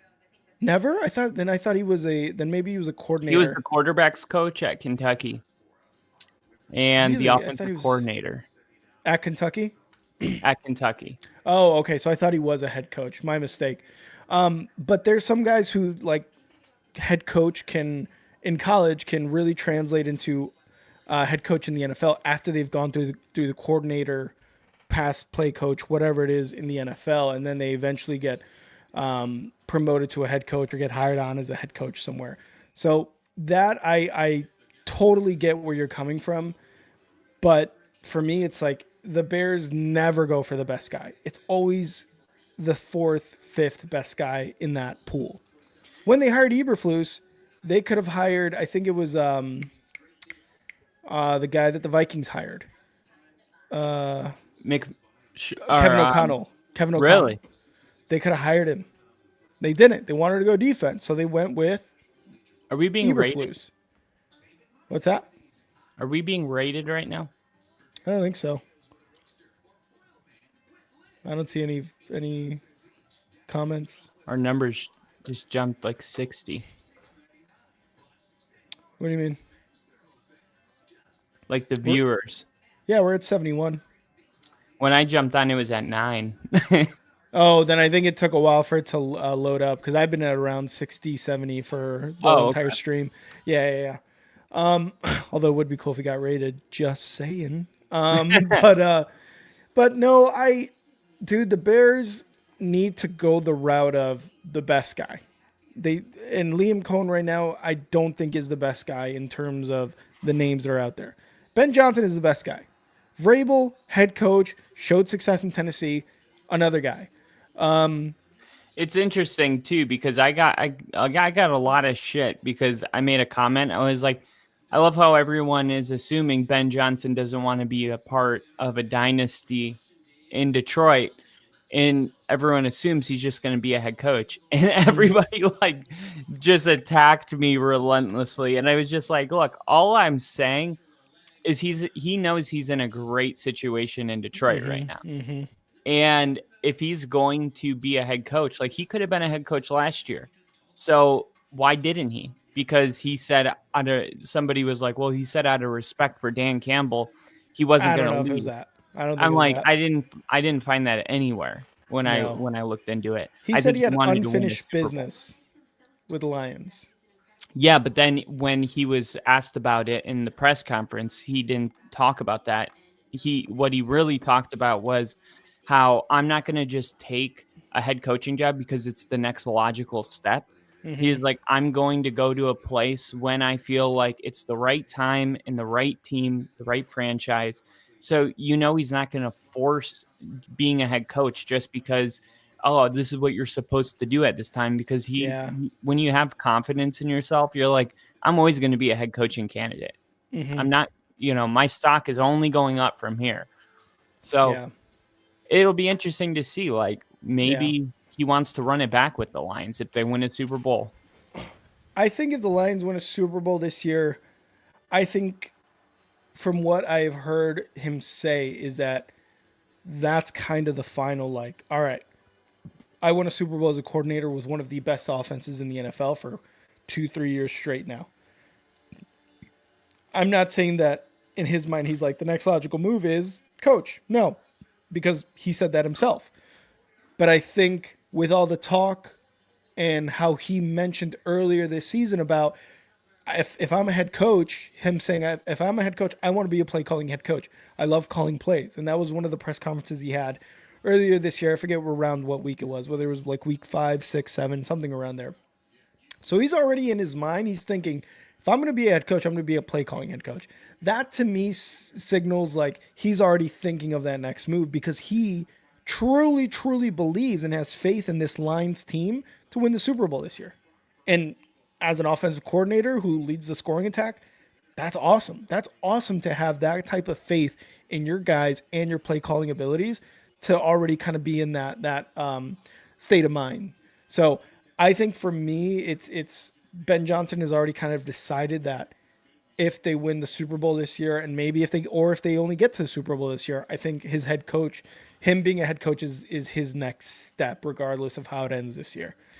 Because right now the Lions are so good on offense that if they don't win the Super Bowl, it's like, well, this is probably some of the best play calling I could do for this team. And if they don't win the Super Bowl, they don't win it. But I think for him, the next step is a head coaching job, and it should be the Bears. Yeah, it's funny how they give him so much of the credit, but then when it's 4th and 1 and they're going to kick a field goal and then they go for it, it's like, that's Dan Campbell. But Yeah. it's like, well, I don't know. It'll be interesting to see what he looks like removed from the environment with the Exactly. Dan Campbell Yep. protection. 100%. 100%. And it's always interesting to see what these coordinators do when they are out of the environment that they seem very successful in, right? Dan Quinn, Kevin O'Connell, Thomas Brown, for example, right now with the Bears, right? Like there's just, it's always interesting to see as the Bears give it to DeAndre Swift up the middle, gets about 9 yards on that first down, all the way to about the 39-yard line.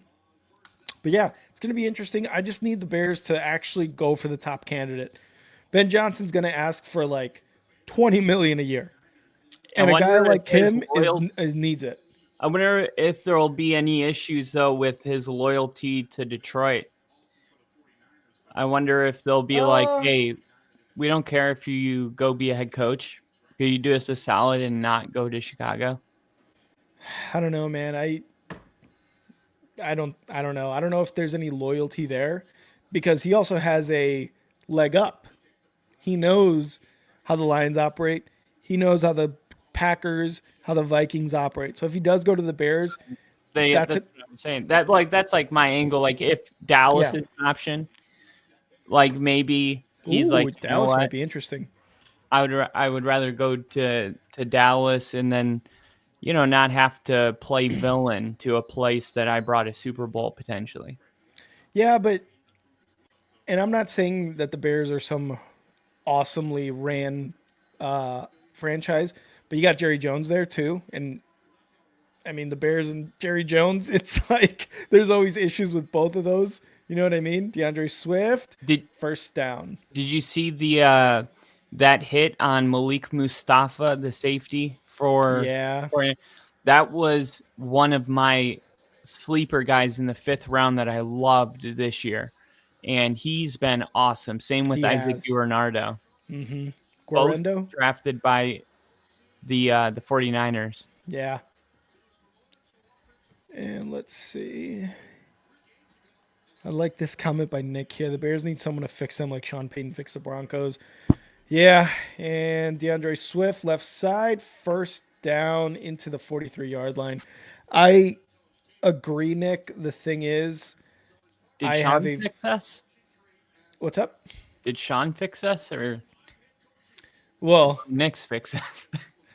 I think it's both. I think it's Sean's system through Bo Nix. No, I agree. Yeah. It's just funny because everybody said last year that Sean was holding Russ back when Russ went and had success, and then Sean it was didn't like, want Russ. Let's be real, man. but then they kept saying that Bo Nix was just a product of Sean's system. So I'm like, which one is it? Is Sean mediocre and Bo Nix is elite, or is Bo mediocre and Sean's elite? Because the thing about the Shanahan tree is that there are many offensive coordinators that can emulate the Sean McVay, Kyle Shanahan coaching tree, that whole philosophy. There's not any coaches that run the Sean Payton offense. Zero. like that, like the kind of short yardage passes type of thing.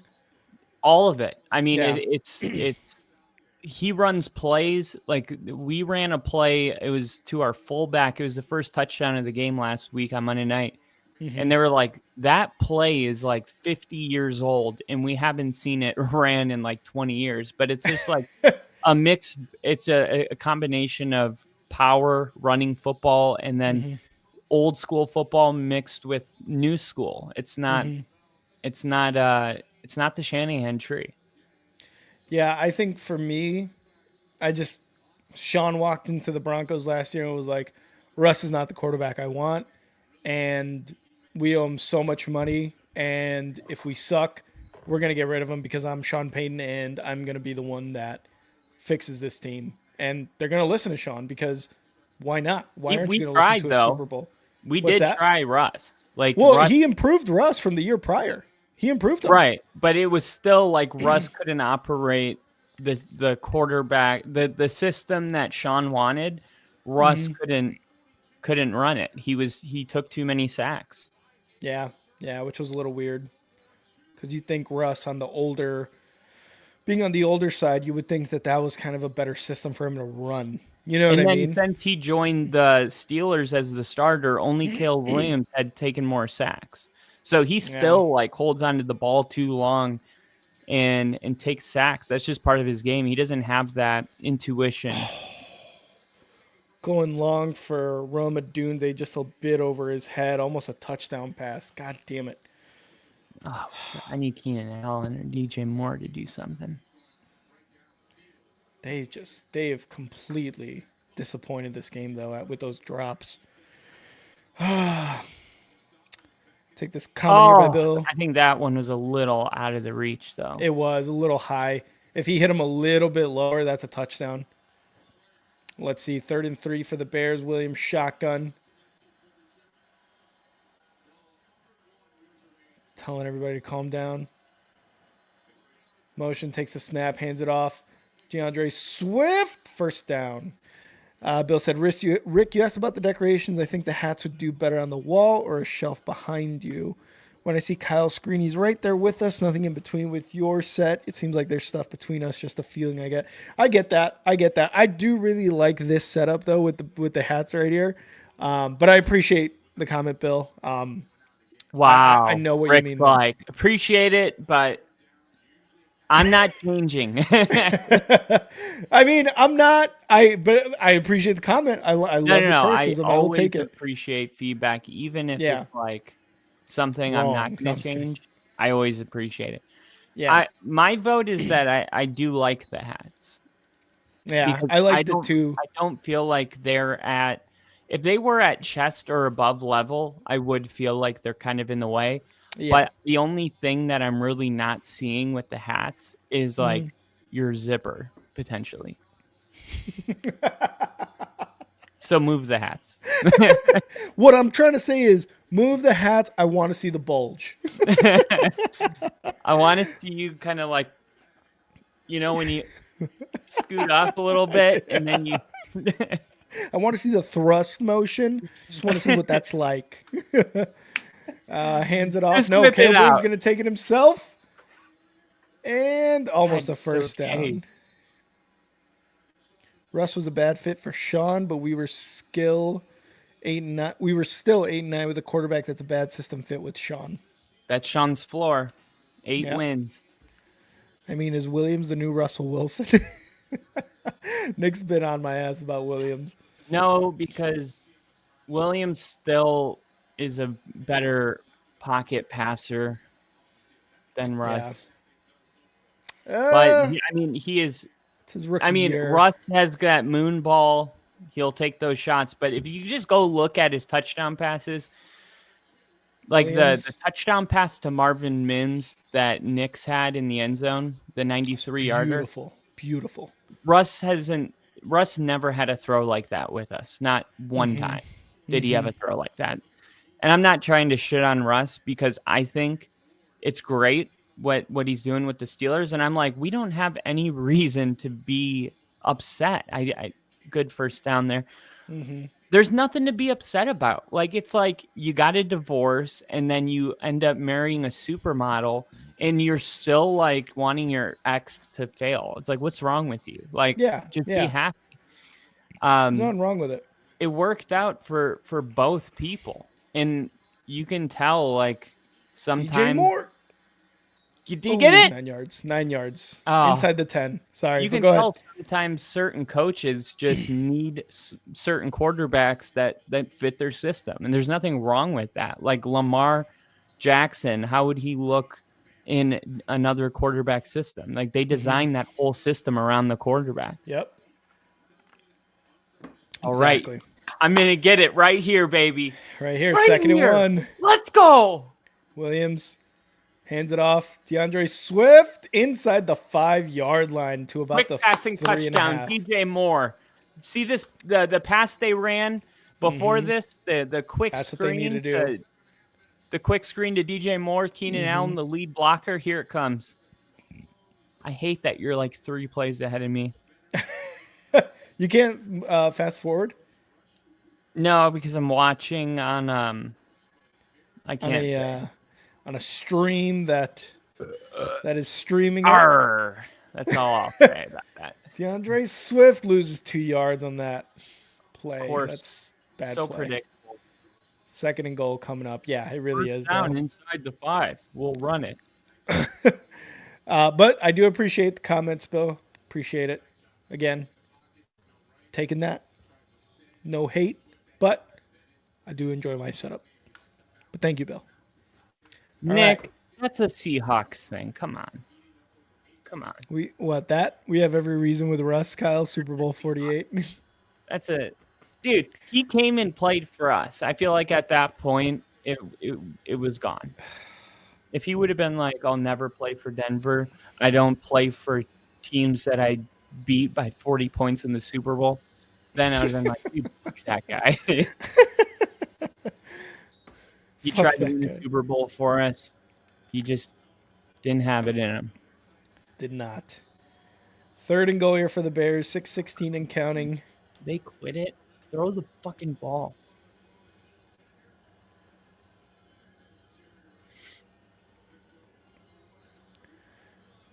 In the shotgun. Call it. Motion. Call it, Rome Rick. takes the snap. Looking right. Throwing right. Rome! Touchdown! Rome Odunze touchdown. Sorry, Kyle. It's not Keenan or DJ. It is going to be Rome Odunze. Of course, it's the winning receiver. And catches it. And wow, beautiful toe tap by Rome. Great body control. That's it. I have to bet more money. I have to chase my losses. Oh, wow. What a throw by Caleb. What a catch by Rome. What a toe tap. Finally, Rome Odunze getting in the end zone here, man. It's about damn time. It really is. I have to chase my losses here. I got to bet more money. I got to bet more than I can afford to lose. 2-point attempt here by the Bears. Down by. Going to try to go down by 2 scores instead of 3. Snap. Williams. Over the middle. Caught! And that is Cole Kmet. 2-point attempt is good. Bears 8.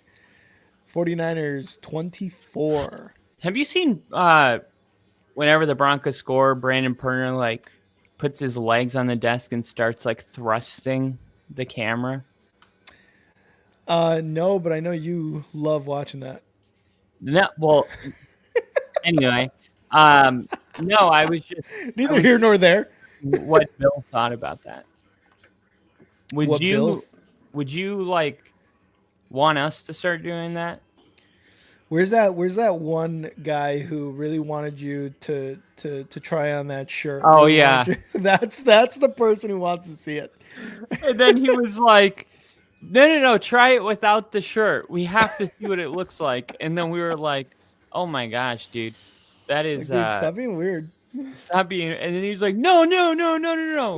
You guys are so weird. I didn't even mean it like that. Don't even. And then I did it, and he was like, put your shirt on. Yeah, you're like, well, what the hell do you want, dude? Oh man. Nick I hope saying he's be all right. financially responsible and put the house on it. Touchdown Rams, 31-14. Wow. No sweat, baby. We got this. We're back. Wow. Wait, Did I didn't call get the point Rams to- conversion? Did I call the Rams for the upset? You called me crazy. No, I don't think I called you crazy. Did I? You said no. You're like, the Bills are too good right now. That sounds like me. Hold on. I got you. I got you. I think you dog. did call it the upset of the. No, there was another game you called an upset, didn't you?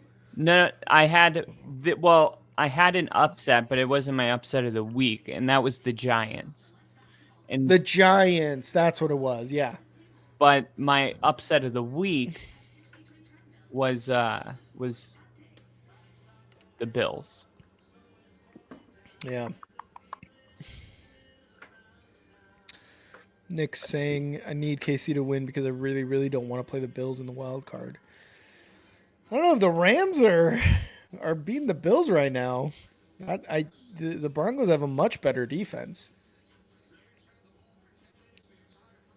But I totally get where you're coming from, Nick, because that's how I am. I was like, I don't want to play the better team in the playoffs.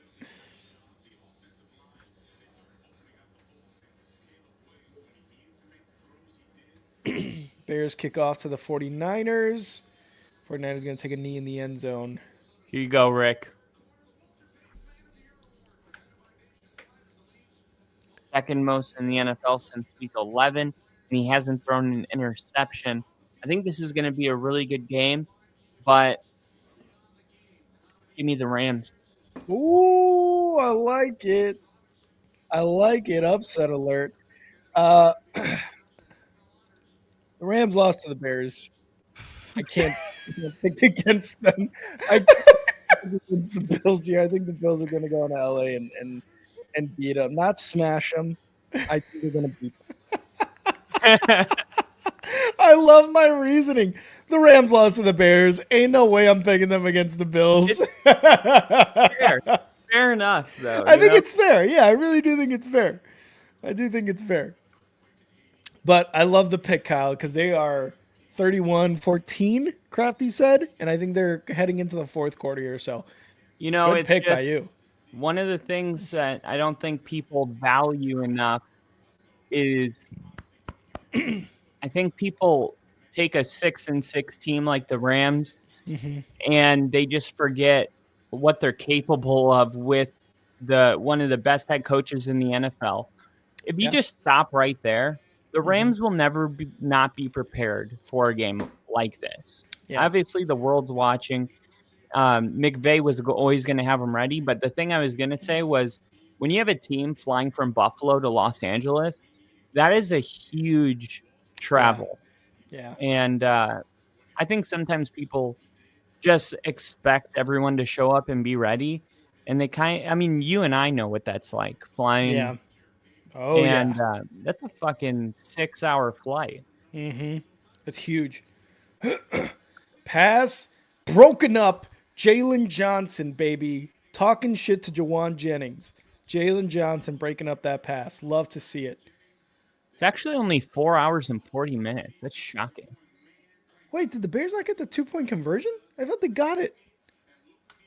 I Fuck thought they me. got it too. That's what I was asking.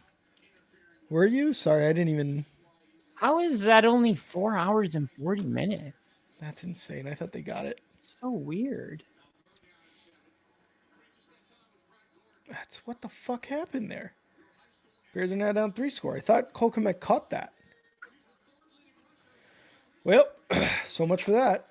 Purdy going deep. A little too much for Ricky Pearsall there. They should have Little played high. many men. Many men. This is the second season in a row that I'm an putting money NFL on the player Bills. gets shot and comes back in season. It's Ricky Pearsall this year, and then it was Brian Robinson last year for the Commanders. Do you remember that? I do. 2 years in a row. NFL getting a little dangerous. All right, Rick. I just put $3 on the Bears to not lose by 18 points. What's the payoff? Well, I parlayed it with the Bills coming back and winning Mm-hmm. in the Cardinals to win. It's $205. Damn, I'm betting against the Cardinals, and that's just me personally because I do want the Seahawks to win. And the Bears have the ball back, so I feel good about this. I feel like, and I was going to bring this up because there was this comment right here. And I was here. Hold on. Let me get it. Fucking Let me Nick. get it right here. That's a good content. This comment, Yeah, I feel like persistent. Mm-hmm. I feel like we're forgetting a key part of this. And that's that the Bears were getting their ass kicked in the first half. Yeah, that's fair. So the Bears have been that team that comes back late into games and makes them a game. Like, I expect the Bears to climb back into this game. That's just who they are. That's who they've been this year. They're a middle of the third quarter, fourth quarter team. Mm-hmm. I don't know why. I don't know why it has to come down to that. Yep. But I don't know either. Here we are. Yeah, and the defense kind of held their own here on this drive after pretty much letting San Francisco do whatever in that first half. So yeah, you've got a point, and the same goes for the game against the Packers and the Vikings. Like, they took all three of their divisional opponents to the final minute or even in overtime in the case of the Vikings. So the Bears, for some reason, first half, not there. Second half, they're putting up a really good effort, and it's shown so far in this third quarter. They scored a touchdown, and they stopped the 49ers on their drive here. So you're right. They're a second half team, and maybe they can make it a game, score another touchdown. I would appreciate that very, very much. But you're right. The Lions dominated them on Thanksgiving, but the second half, the Bears came back. Oh my gosh, and a crucial penalty on Buffalo that is going to make it 1st and 30. I kind of like this for fantasy though, because I want Josh Allen to be in this comeback mindset. What do you think about our fantasy matchup? That's a nail biter. It's going well, man. I 91 to 94. Yeah, I need Williams with some more points. And Jigba's got me 17.5, which is really good. Trey McBride needs more. And then I called that. I said that game was going to go to overtime. What was my final score? 30, 31, 37. Something like that. I think it was closer. I think it was like a 34-37. I think Either way, it was in the 31, 30s. 37 because I thought it would go into overtime at 31, and then a touchdown would be the walk-off. So that would be 6 plus Maybe, 31. yeah. Then I guess that was it, yeah. But the matchup's good, man. Because we both got a guy going Monday You Yeah. got Higgins and I got Brandon Aubrey. So I really need a big lead going into tomorrow to win. And I was telling the chat on Oh, Josh Allen, that was dirty. midfield. Dude, Josh Allen just like juked two people out of their shoes. Come back, Allen. Here it But is. yeah, dude, sorry, you were. Oh my God, what a frickin'. He just put Shakur, 30, 20, 15, 10, 5, touchdown. Bills? Bills. How are you ahead of me? Oh, I'm watching it on Red Zone. How is Red Zone ahead of the game? Red Zone's ahead of the Bears game. I have it here on the left, and whenever they go on the Bears game, I strictly stay on this screen because I'm like, how is it ahead? I don't get it. Here we go, 3rd and 8. Rams bringing pressure over the middle. Shakur. Go, he splits defenders. 20, 10, stays on his feet. Touchdown, Buffalo. Oh, so if you didn't hear it the first time, we're getting it to you the second time. That'll be what we clip. Yeah. For the short. How are you ahead of me? Oh, Shakur splits defenders. 2nd and 4 for the Bears here. Josh Allen now with 25 And there is points. it looks like Kyle Shanahan threw the challenge flag on the catch by Keenan Allen. Oh, or was that Rome who caught it, or? I feel like my fantasy team is the Buffalo Bills. It's like they win, but they never get like that 160, Yeah. 170. They just like grind. How many? I feel like I'm on a good little winning streak. I don't think that's a catch. God damn it. What are we playing for today? The division. But what do we So- decide if you won anyway? So this is how I win the division. I have to beat you, but I have to beat you by more than 13 points because the points for you are currently leading me by 13 points. Oh, So okay. I have to beat you by 13 points or more to Well, we're get the both division. in the playoffs anyway. We're both in the playoffs, but this also does depend on first round buys. So if you win today, you get the first round bye. I play next week from the playoffs. I win and win by more than 13 points total. I get the first round bye, and then you play next week in the playoffs. Also, if you remember, division winners get a payout, as well as naming the divisions next year. Really? Yeah. This is I how much don't Kyle remember pays that. attention. This is how much Kyle pays attention to his commish in the chat. What's But the payout? let me double check here in the pinned Oh, comments. look at this. The commissioner. He's like, let me check. This is how much Kyle pays attention. Let me check my notes. Bitch. All right, divisions. Oh, God damn it. Where is it? Oh, 75 per division winner.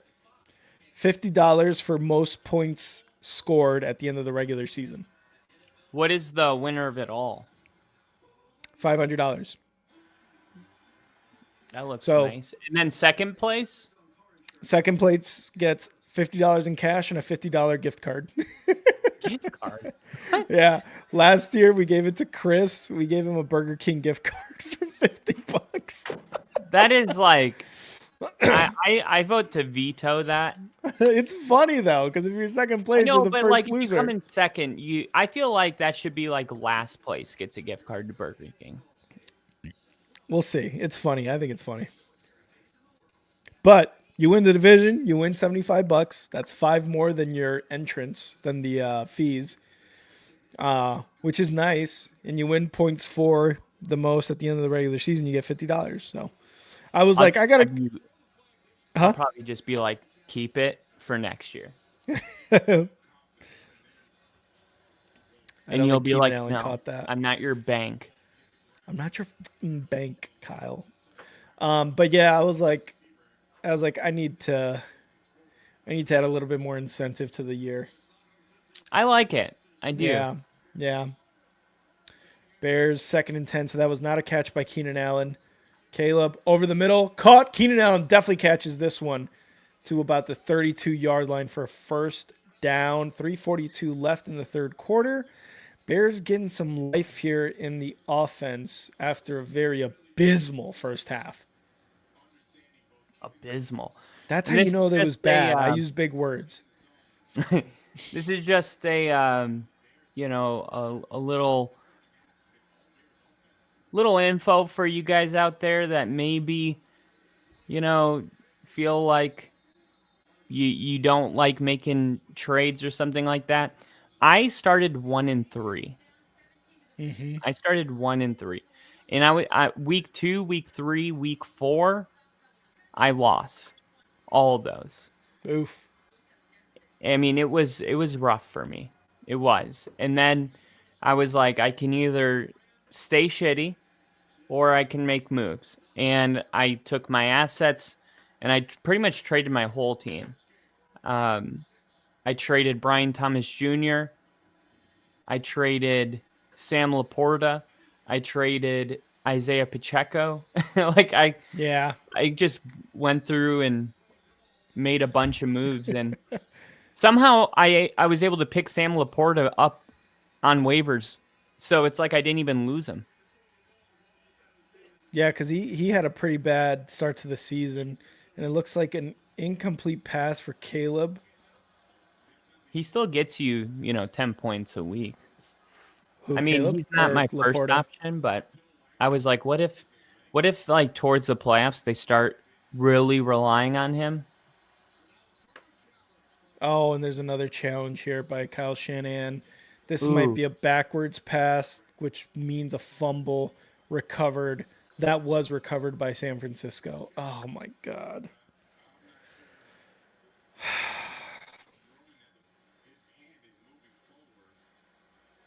uh-oh, here come Arizona. Boo. Did you say And here come boo? the Rams, too.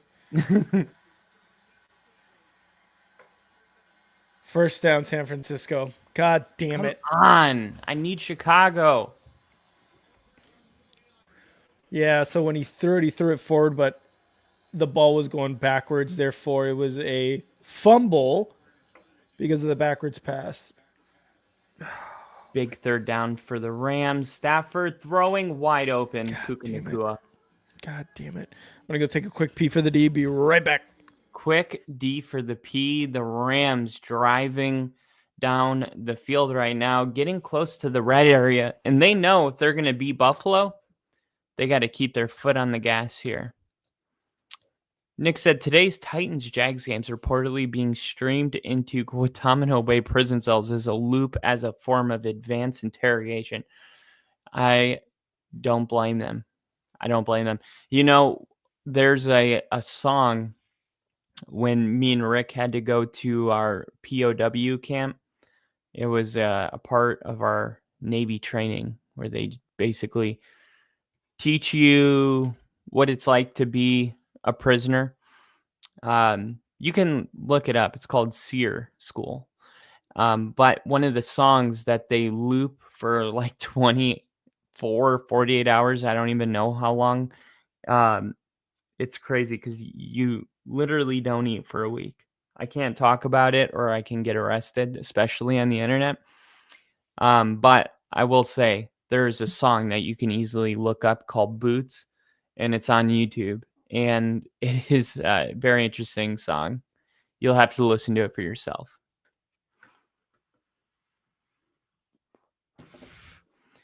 Just go to YouTube and type Boots military interrogation song. The Rams are 9 for 10 on third down. 9 for 10 on third down.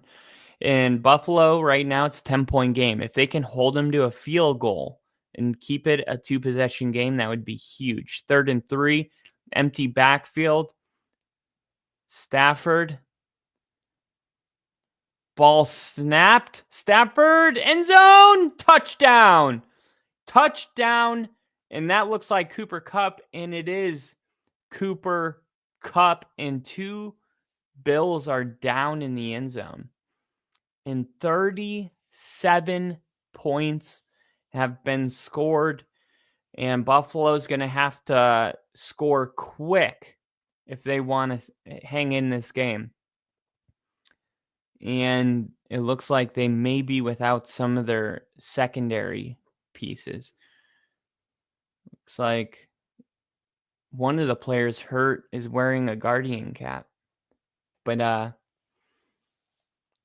it doesn't look like a head injury. Let's see. Looks like it could be a shoulder. He just ran right into Douglas. Stafford answered. Oh, man. And looks like Douglas is still down on the ground. You hate to see that. Buffalo trying to keep pace. If Buffalo does, in fact, end up losing this game, they're going to be big Charger fans tonight. Let me see if there's an updated playoff picture. 49ers close to red zone territory here. Jesus Christ. Got to hold them to a field goal, keep it a 21-point game.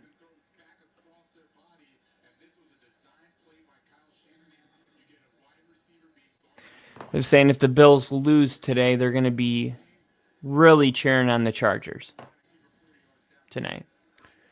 If the Bears lose? Sorry. If the Bills lose. Oh, Bills lose, yeah. They're going to be cheering for the Chargers. Yeah. Oh, man. Bears defense is such trash. 8 plays of 20-plus yards allowed. Sam Darnold had 5 touchdown passes today. Yeah, Sam Darnold went off today, dude. It's quite possible what I said in the before the season started. They're going to have a quarterback dilemma. Yeah, and they have him for a year, right? Like there was a year contract. Yeah, and then J.J. McCarthy's going to be ready to go. What do? Why move off? Yeah, just to do it. I mean, he's 27 years old. Yeah, and it might be a situation where I think Darnold is definitely going to be testing free agency. I think he stays with the Vikings. And look, I probably would too, because you're having a lot of success, right? Like a ton, like more in your career than you've ever had, except for those first like 5-6 games in Carolina. That was probably his last time he was really, really good. But after what happens this year, man, I mean, I think he might be chasing money too. I think that might be one of the things he goes for. I think he does test free agency.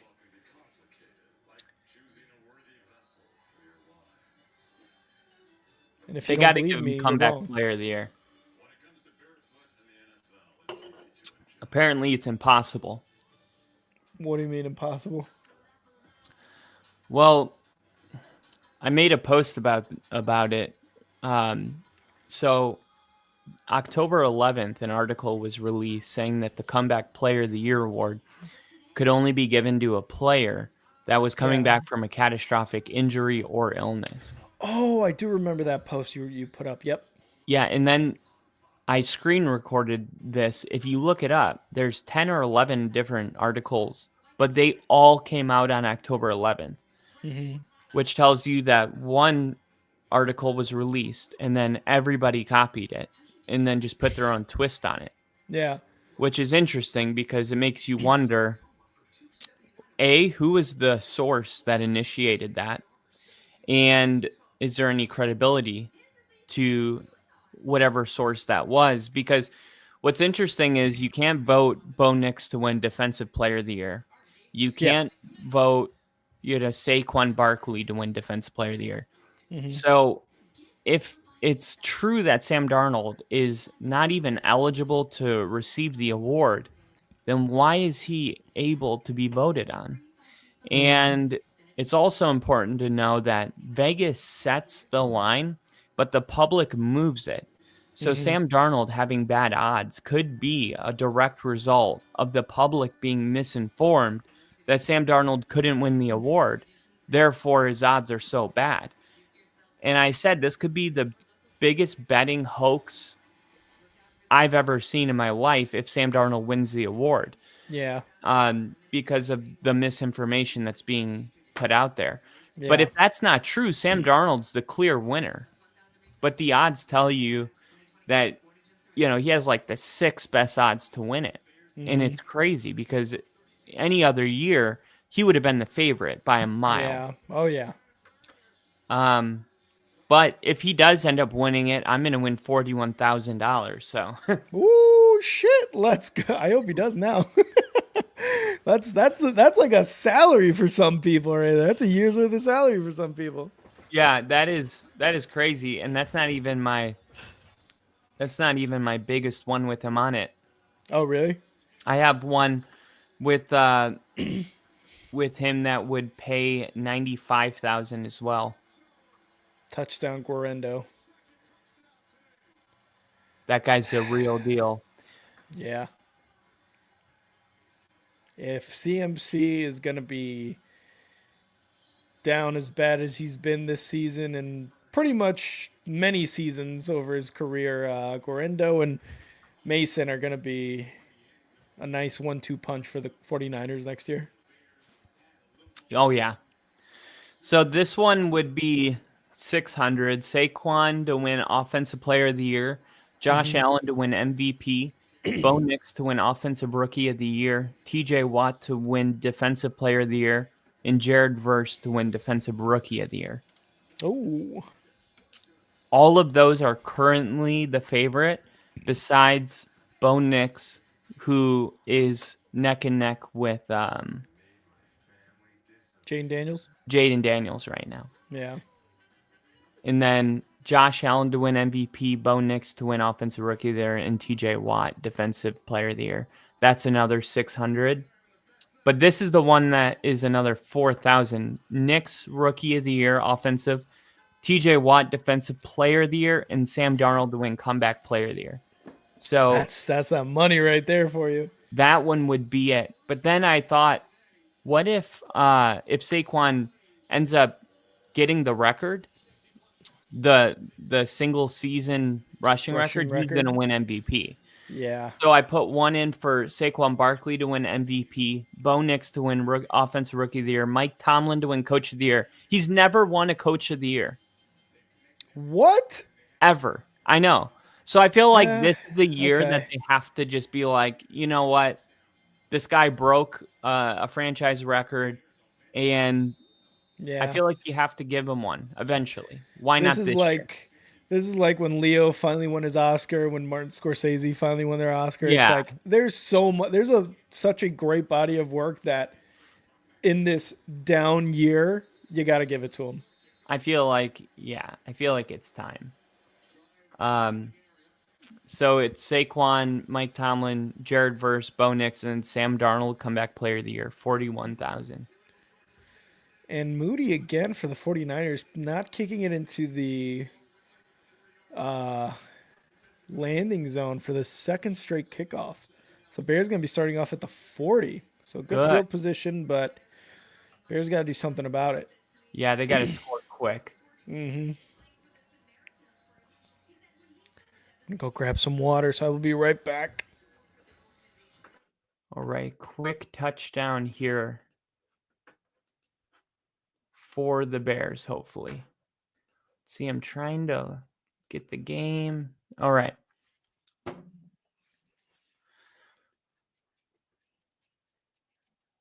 Brock Purdy. Corinthians 4:16, disaster relief. Helping in Jesus' name. Those are nice cleats. I'm surprised they're orange and blue, though. They look like they would be Broncos cleats. I wonder why he didn't make them 49ers colors. 31-6. Jeez.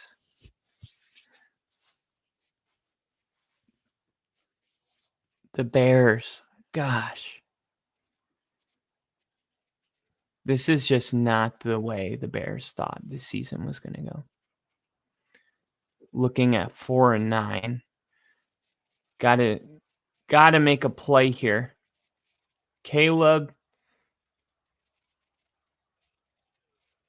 Why would he slide right there? Why would you do all that and then slide a yard short of the stick? I don't understand that. You make such a great play and then you slide down a yard short. Easily could have picked up the first down.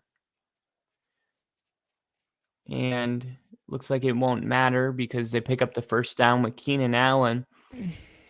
Yeah. Nice. You guys can't go 4-9 here. No, we're going to.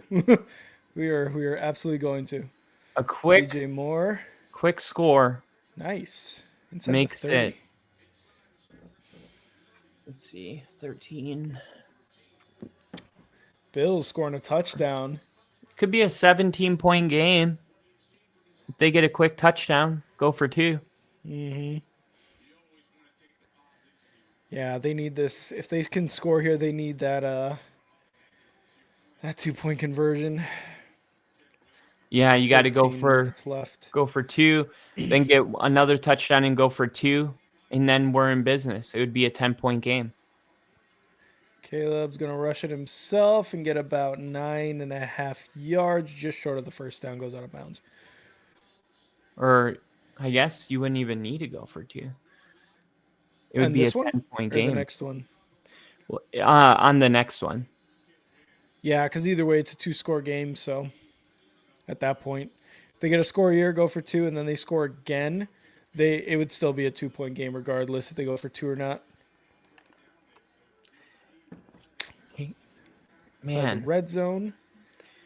It seems like Swift. Do you think it's just like the defense playing with a lead, playing far back? Because there was like a game earlier in the year where against the Chargers where Knicks had like a big fourth quarter and Sean was like, yeah, I mean, they changed their defense completely. Like the Chargers? Yeah, like they were trying to say like, oh, he had some success in the fourth quarter. And he's like, that was more about them than it was us. Like they changed their defense. They were playing back and letting us have all this stuff underneath. Caleb to the end zone, touchdown! Rome Odunze, number 2 on the day. Big Rome game today. Sorry, Kyle. Rome Odunze. Finally, they're getting Rome involved. Oh, let's go. Got 12. They need this 2-point conversion to make it 14. Onside kick. I wouldn't mind an onside kick. Defense can't stop shit anyway, so it doesn't matter. They're going to kick the field goal. That's extra point. Great route. Is good. That was a great route by Rome right there. Definitely. It's crazy the amount of weapons. Yeah, and just the fact that they were not able to turn all those weapons into wins is quite annoying. How many? I think I made a post about how many passing yards Caleb would need to get over that 4,000-yard mark, and it's not undoable. You said it was like 290 or 280. Something like that. It was like 292, 285, something like that. Totally doable. Yeah, I don't think he gets it though. Oh, come on. I hope so, because currently he's at 134 yards passing right now. And that's that first, because look, the Bears first half for some reason just can't get anything going. They just can't. The last 2 games have been pretty evident of the first half Bears are just a shit team. So unless they can fix that the first half of the next 4 games, it doesn't look great. Like he needs now 350 yards the next 4 games to even be close to that. Come on, Jackson, Smith, and Jigba, get some more plays. I want to beat Kyle. It's Hawks all about driving in winning midfield. to you. Literally is. You don't even care Literally about is. having fun. No, not at all. 14 minutes, 22 seconds left in the fourth quarter. Rams and Bills. Rams currently up 38-28, Kyle. It's a good game. Yeah. 38-28. So that means Buffalo scored. Mm-hmm. Josh Allen has 35 points. Bitch. And he's going to get more because they want to win this game. So he's going to Yeah. be passing the ball a lot. He might get me a 40 burger. He might get you a 50 burger, honestly. Let's go. I just keep sending you taunts every time a touchdown scored on my team.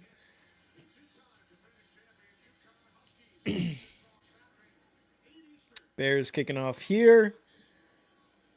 Oh, Puka is hurt. Just saw him on the sidelines, not looking too great.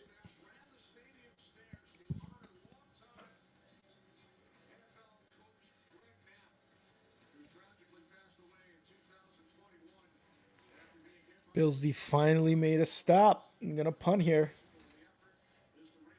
Yes. Njigba with a catch. Love it. Another touchdown. Another touchdown for Njigba. Let's go. 1st and 10, 49ers at the 30-yard line. Snap. Hands it off. Guerrendo gets 5 yards.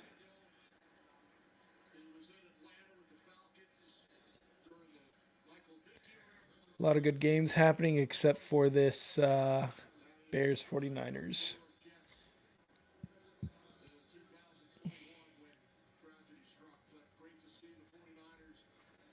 Nick already clinching that bye in his fantasy. Let's go.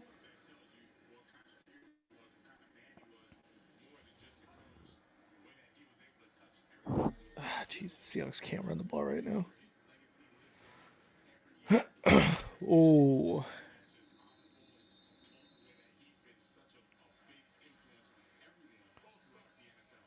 Wait, are you winning this week then, Nick, or are you losing this week so far with Allen? No bye in my league.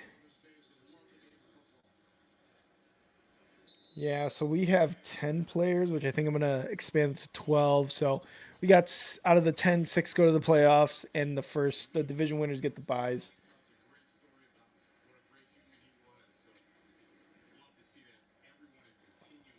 Well, I'm getting cooked this week. Oh, hopefully you don't get cooked next week. I know you said your starters were on a bye. Purdy dumps it off for about 3 yards before he gets tackled. We've got 10, but a 14 playoff. Oh, you guys do a 14 playoff. Interesting. Oh, there's a flag. Purdy's down. This might be against the Bears, and Purdy looks hurt right now.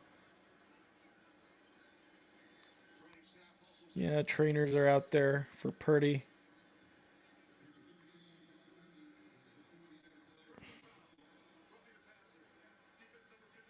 Darrell Taylor, number 52 for the Bears, gets a personal foul called for roughing the passer.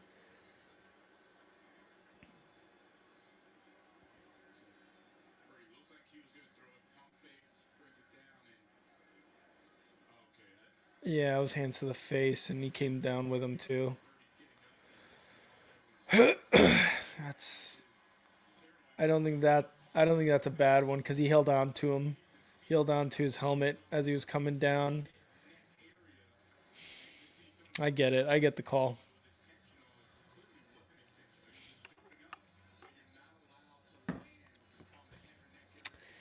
Yeah, Daryl Taylor. I get it. Liam getting destroyed this week. Sorry to hear, Liam. We're all getting. It's like we're all getting beat. I need more points from Williams, from McBride. Jackson Smith and Jigba's got me almost 20 points. I would like some more from him. Another touchdown would be great.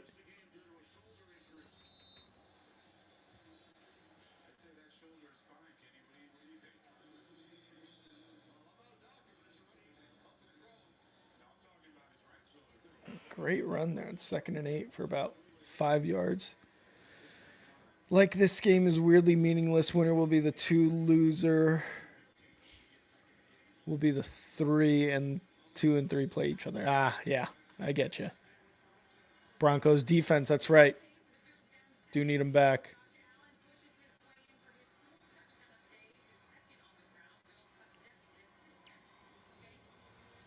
Oh, Liam, what do you need to make the playoffs? Because our playoffs start next week. Do y'all's playoffs start next week as well? And Purdy's back in the game. He was just out for a play. Come on in, Jigba.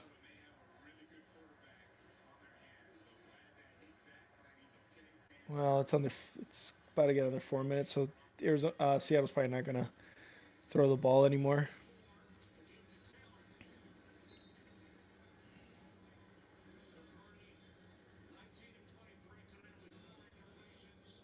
Lil E in the chat. We got everybody here now, it seems. Lil E, welcome, welcome, welcome. Thanks for coming in. Fortunately, it's a very, very bad Bears game right now. Puka had a brace put on his leg. Oh, you hate to see that. Josh Allen rushing 30. Oh, Josh Allen getting a lot more points.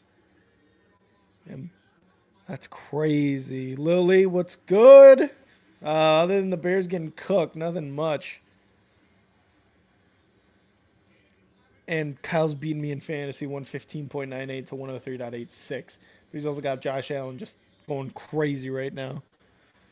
We start next week, and I'm the 3 seed and 7 seeds make it. I don't know if the loss will put me out. Gotcha. But it looks like you'll make the playoffs, though. Are you trying to go for the bye? Is that what it is, Liam? Figured I'd poke my head in watching Duke versus Louisville and men's. Ooh, okay, good game. Men's college basketball. I like that. I know you were a basketball watcher, college wise.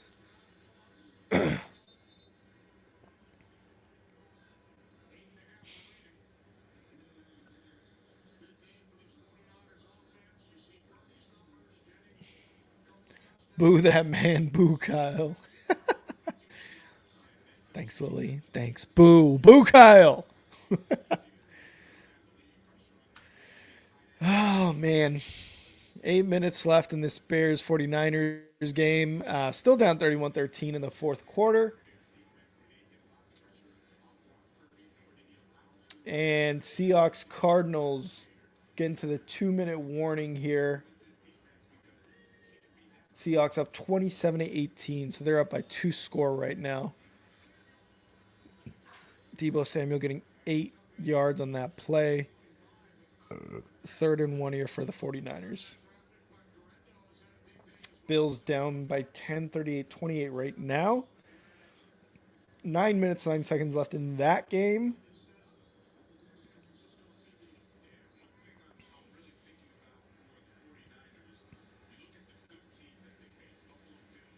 An incomplete pass by Purdy on 3rd and 1. So 4th and 1 coming up for the Niners.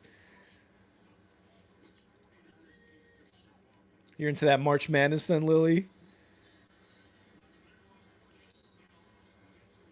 Kyle is performing rituals to smite the Chiefs. He probably is.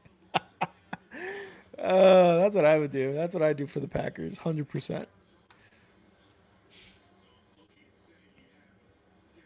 Consolation bracket. Yeah, I got a consolation bracket as well. The winner of the consolation bracket gets the number 1 overall pick for the next year. So, second year I'm doing that. I just want to make it a bit more enticing for people to play in the consolation bracket as well. 43-yard attempt for the 49ers here, and I think a timeout is going to be called.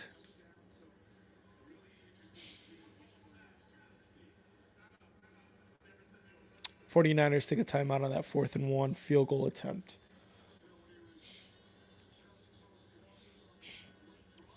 Who's your team, Lily? Who's your Duke, or is it Louisville? Or do you like have a team, or you just like the sport? Josh Allen, 2nd and 10 from his 21-yard line, from the Rams' 21-yard line. Trying to get into the red zone, trying to get us another score here. Touchdown, Bills. Josh Allen, another passing touchdown, 43 fantasy points. Wow. Dude, Josh Allen is killing it right now. Was it a big one? It was a 21-yard touchdown pass to Mac Hollins. But he now has 43.82 points in fantasy for you. You dick. 50 burger coming. 50 burger incoming. And San Francisco gets the first down on a 4th and 1. Bears can't stop a fucking nosebleed. God. A lot of Bills fans in LA. Yeah. And the Bills only down 3 now with just under 9 minutes left.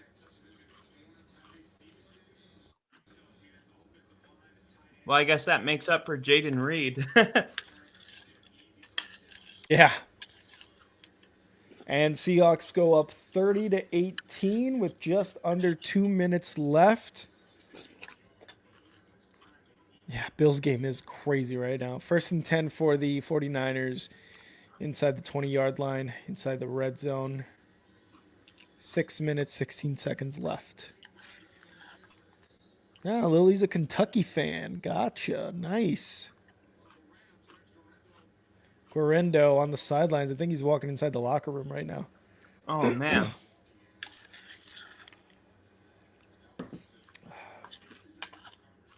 Well, Kyle, congrats on the division win. It's not over yet. It is. I've got Brandon Aubrey left for tomorrow, and you are up 18 points with Josh Allen still needing another drive. Caleb Williams. Yeah, but even if Caleb Williams gets like 70 yards and a touchdown, that's not gonna be close to enough what I need. And Jackson Smith and Jigba isn't gonna get any more receptions or touchdowns because Seahawks are up 2 scores. Trey McBride is the only kind of hope that I need a touchdown from him right now. Bills narrowed a 14-31 deficit to 35-38. That comeback, Kyle. For Buffalo? Yeah. They're not going out. They're not going out. They're really proving that they're the team. Yeah. 100%.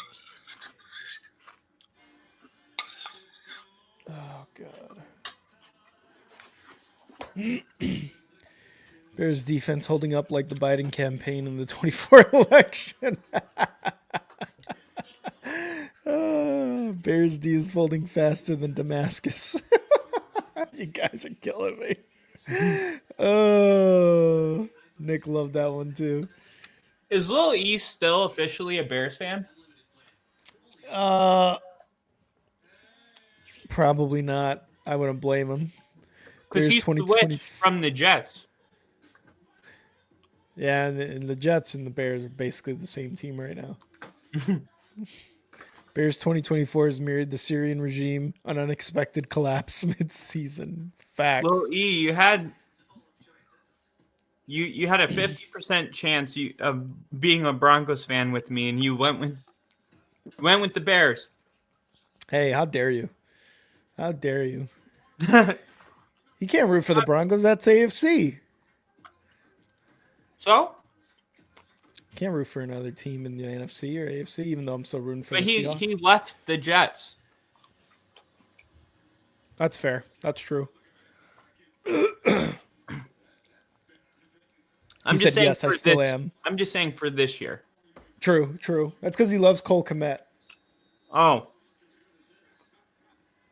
I didn't know that. McBride with another catch. Let's go. All right, 2nd and 8 from San Francisco at the 18-yard line.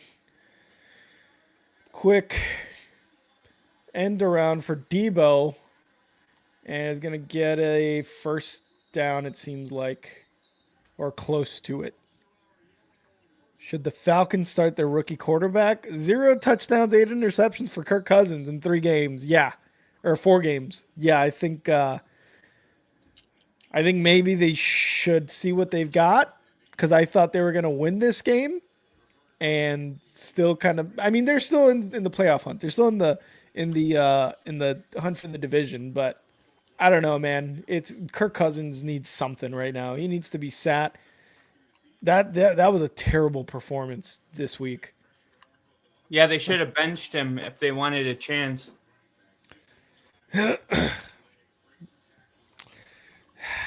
Yeah, he's not doing well these last 4 games. I was when we did our predictions on Friday, I was still very much behind Kirk Cousins to start because they're still kind of in the division. But I think another game against the Vikings where he throws 0 touchdowns and an interception or 2, it's just not good. It's not good. Let's see. I feel like if they want to go to the playoffs, they have to put Penix in. You want to win? Put Booby in. Why would I root for Sean Payton, who had beef with Hackett? That's Lil Lee. I mean, Hackett sucks, right? though, Lily. Hackett sucks. Let's be real. How did that age? Yeah, not great. Come on, McBride, touchdown.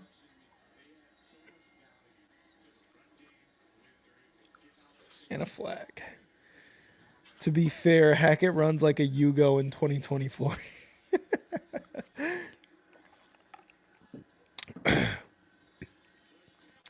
And another touchdown, San Francisco. Jesus Christ. Patrick Taylor. Not even Guarendo this time. Another running back, Patrick Taylor. 37-13, 49ers. Lily says he's got to keep it loyal. You feel me? I feel you, Lily. I feel you on the loyalty. I feel you. Because even the Bears right now should not have any of my loyalty, and yet here I am. Not only am I streaming this game, but I'm streaming it to the very last second. So I totally feel you on the loyalty. Let's be real. We're streaming the Bills Rams.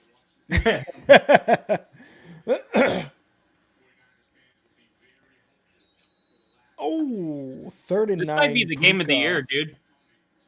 It might be.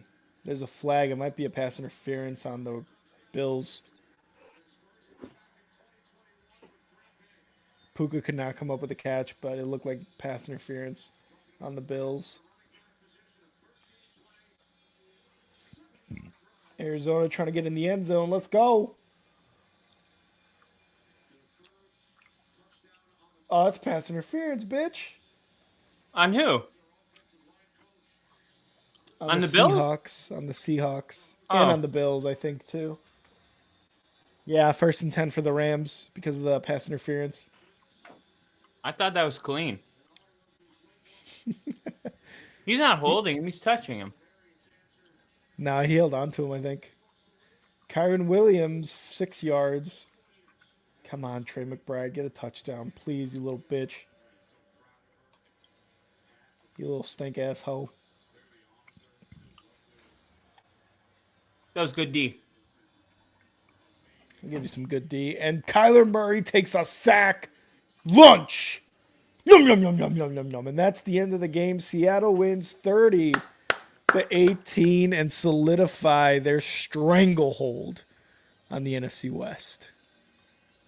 They have a 2-game lead. Stranglehold on the NFC West. 7-5. is that win number 8? They'll have a 7-5. 1-game lead over the Niners. Yeah, they're gonna go 8-5. Niners will go 6-7. Arizona will go 6-7. And unless the Rams win, they're gonna go 7-6. So Rams will go in second place if they beat the Bills. Yeah, I don't know if I would say stranglehold yet. Stranglehold on the NFC West is what Double down.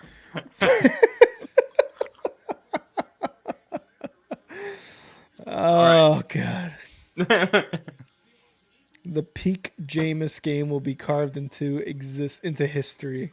That was a good game against the Broncos for Jameis. That was the full Jameis experience.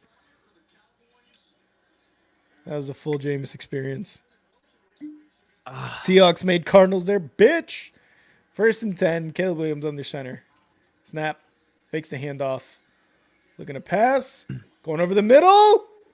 Incomplete to DJ Moore. Great defense there by the Niners. Do you know what this is, Rick? Uncle Nearest. Have you heard of it? No, it looks like not rum, but is Whiskey? it rum? Whiskey. Yes. It is. This is crazy. You ready to be mind blown? I'm ready to be blown. Yeah. When you hear Tennessee whiskey, what do you think? Give me like your stereotype. The Tennessee honey, Hennessy. Do you think of when you think Tennessee whiskey? Do you think of white people or black people? White people. Right. I did too, for a long time. Now, Uncle Nearest, I went to this distillery and I learned that that Tennessee whiskey is actually black history. And oh, really? Yeah, I did a tour. I was the only white guy in the tour, and I was like, wasn't expecting that just because I've been to a lot of distillery tours, and it's normally demographically not 99% black. Yeah. So I was like, oh, this is interesting. And I went in, and it was like a museum, and it was telling you about all these special people. Well, Uncle Nearest, he was a slave, and he made Tennessee whiskey for it was one of those slave partnerships that was like a business transaction type thing. And he was like living, it was like an old preacher's home, and he would be up on top of the mountain making Tennessee whiskey. But in Africa, where he came from, they used to purify the water that they drank by using charcoal. So he started doing that with whiskey. And to this day, that's the trademark that makes Tennessee whiskey is the process of using charcoal. And there was a young guy that was also on that farm. He was the preacher's son, and he was like super ambitious, and he wanted to go over by Uncle Nearest, and because everyone said Uncle Nearest made the best whiskey in Tennessee. So they wanted to go, and this was during like Prohibition and stuff. Yeah. So they wanted to go, and he was like, no, you're too young. And eventually the young kid was like, all right, fine, you can go learn how to make whiskey. And he did, and that kid's name that learned from Uncle Nearest, his name was Jack. Oh, shit. And you know him as Jack Daniels. Oh, wow. But Uncle Nearest taught Jack Daniels everything that he knew. That's impressive. And Uncle Nearest is kind of like a forgotten part of history that is like crucial. I mean, Tennessee whiskey, if you think of like now living in Tennessee, it's like music and whiskey is like what reigns supreme in the state. Yeah. And when people think of Tennessee whiskey, they think of, Jack Daniels. And it's just crazy to think that everything Jack Daniels learned was from, Uncle Nearest. Yeah, that's insane. Great story, Kyle. Thanks for blowing my mind there. That's actually crazy because I've never heard of Uncle Nearest ever. Me neither. And I like was you said, it's just Jack Daniels that I've heard of. Bill saying Hennessy and not Jack Daniels. Oh my God, Rick is a pansy. No, Bill, I'm just a ghetto kid from Chicago. That's why. That's why I said Hennessy.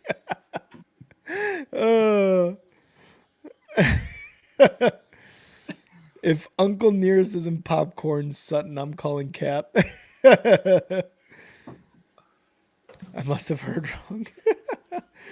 Oh yeah, no, I'm just a ghetto kid from Chicago, Bill. That's why I said Hennessy. But that's crazy. I didn't know that.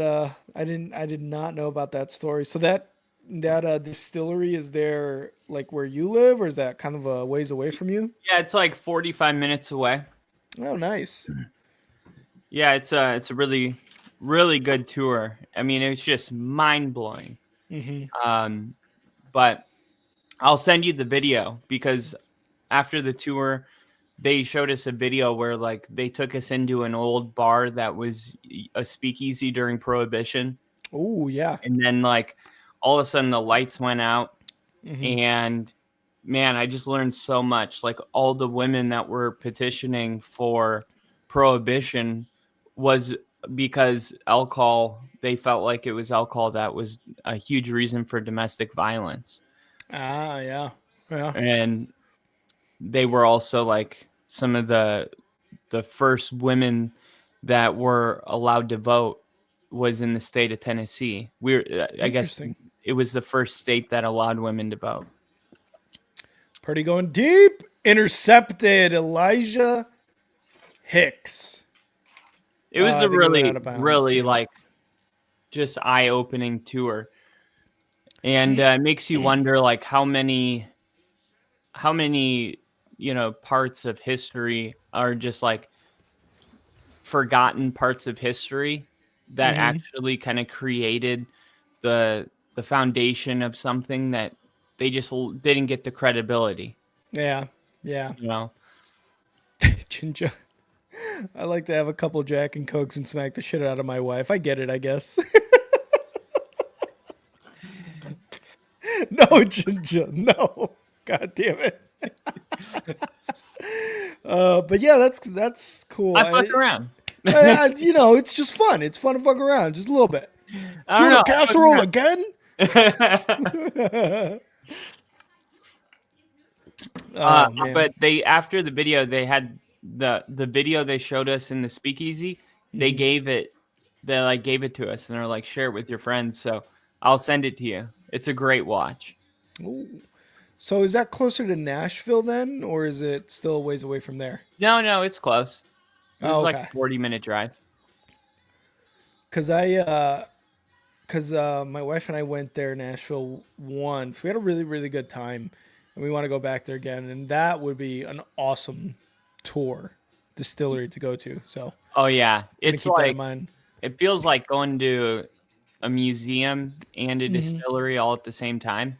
Bill wants to check it out too, Kyle. Put it in the chat. Put that link in the chat if you can. Working it right now. He's working it, Bill. He's working it.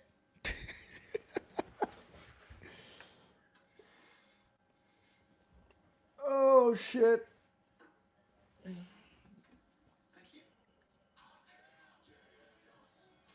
Great effort for my guys on my fantasy squad. It's just, you can't beat Josh Allen when he scores 40-plus points. 2 minutes left in that game. 38-35. Rams up. As the Seahawks take a stranglehold on the NFC West. Arizona still in third place. San Francisco going to go to 6-7. 4-3 at home. 1-3. Oh, so San Francisco is actually still going to stay in fourth place because division-wise, they've only got 1 win and 3 losses. All right, I put it in the. Yeah, wow. I put it in the comments. I'll show you. So just if you're like on YouTube and Twitch, check it out. Here's like what the beginning looks like.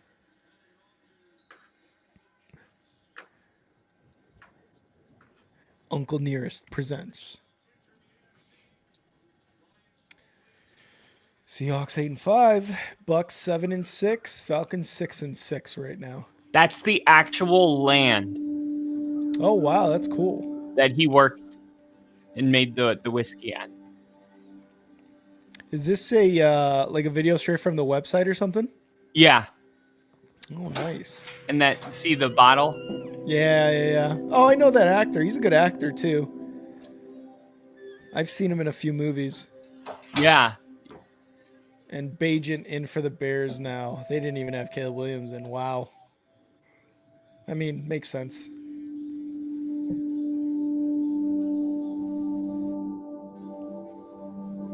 That is going to be the final, guys. That is going to be the final. So special. On a special piece of American land. American Surprised it's still here.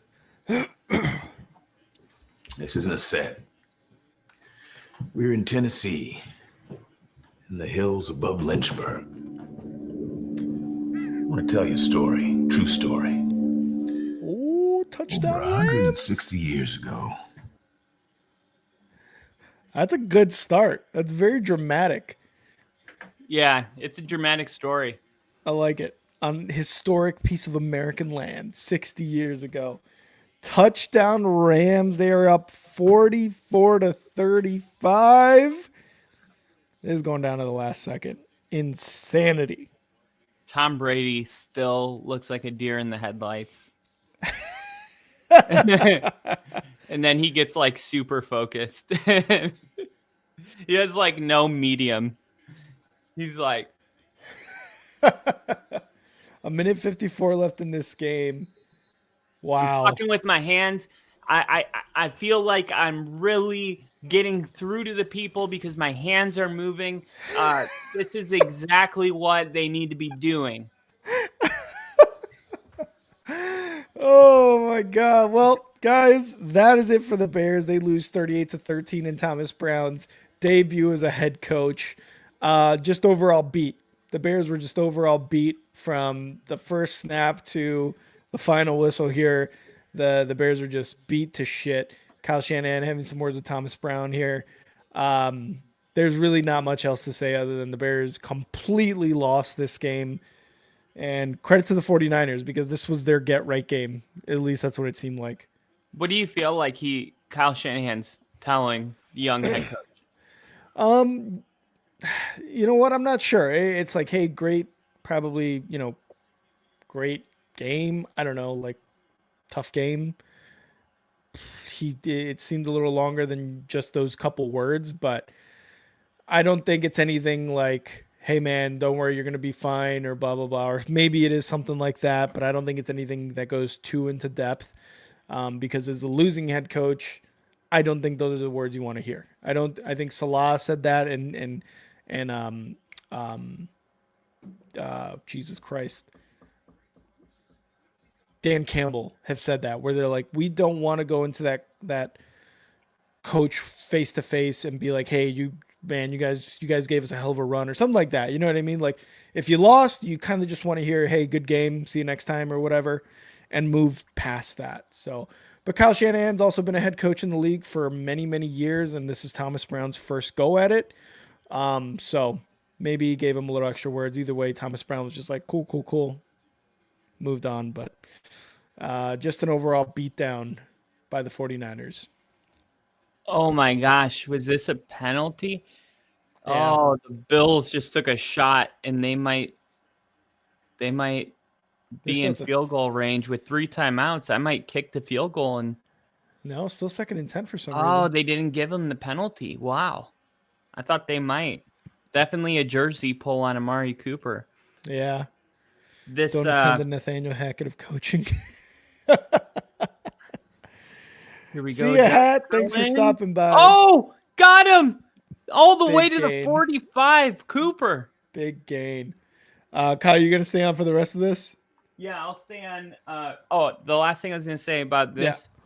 Yeah. At the very end of the tour, they had one little sample, and this was the one that was, I guess, it was in a toasted barrel. It was Ooh. it was a little sweet, but this is 120.6 proof. 100 and what? 120.6. Oh, that's some powerful whiskey there, boy. It burns, but yeah, there was only 12 left, and I was like, yeah, I want to get it because it'll last for a long time, and also I want to be able to have people Google it when they see it in the back. Love it. All right, guys. Well, Bears lose. Kyle's gonna stay here for the rest of this Rams Bills game. I will see you guys tomorrow for Monday Night Football. Kyle, thanks for stopping by. Always a good And time. always a good time.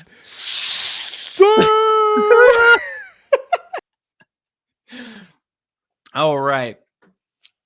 Let's see what the Bills can do here. Josh Allen said, "Oh, there's a flag. There's a flag. What is this? Oh my gosh, delay of game. There's a minute 35 left. I still like Buffalo's chances because they have 3 timeouts. If they didn't have, even if they only had 2 timeouts, this game would probably be over. But holding on to 3 timeouts, that is very crucial here. I think if I'm Buffalo, I'm going to just try to gain 20 yards and kick a field goal. Don't use a timeout. Here's Josh Allen firing. Oh! Mac Hollins. What are you doing? Intended for Mac Hollins. I don't know why he didn't try to catch that. He just let it fly over his head. Josh Allen with 45 fantasy points right now. 3rd and 15.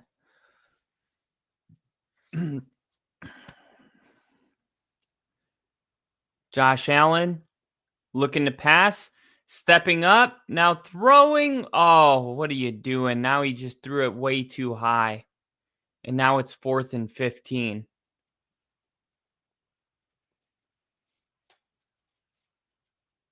Josh just let that one sail.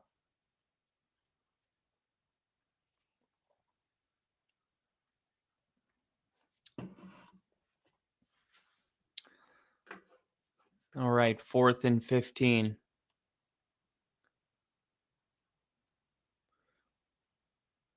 And timeout. Timeout Rams. That's their first timeout. Steelers Eagles next week should be a good one. Buccaneers and Chargers, also another good game. You got the I'm trying to see if there's any other good ones. Jets, Jags, Cowboys, Panthers, Commanders, Saints, Bengals, Titans, pass. 1 o'clock window, not so great from the Fox standpoint. 4 p.m. games look pretty good, though. All right, 4th and 15.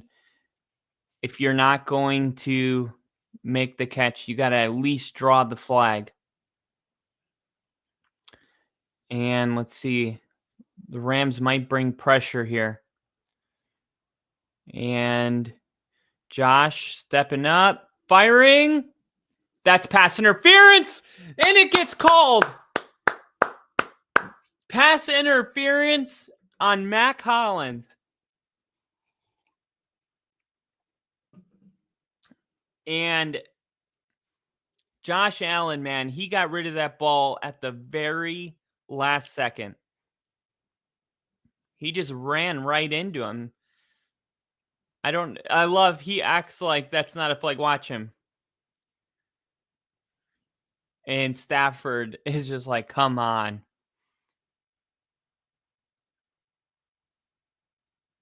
Now, interesting decision to keep the offense on the field here.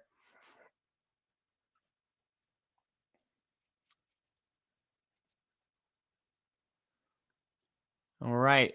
Allen looking, running.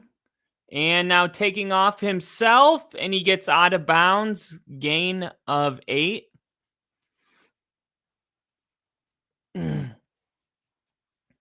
Josh Allen, 342 yards, 3 touchdown passes, 22 for 37. A minute and 11 seconds left. He's got 81 rushing yards and 2 rushing touchdowns as well.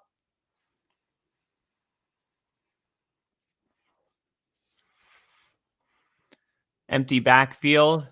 Allen looking, firing.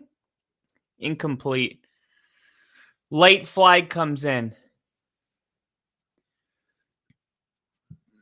Late flag comes in, and this might put it on the 1-yard line. Working on Amari Cooper, and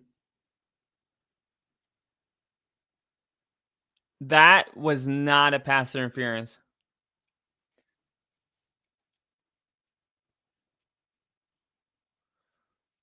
I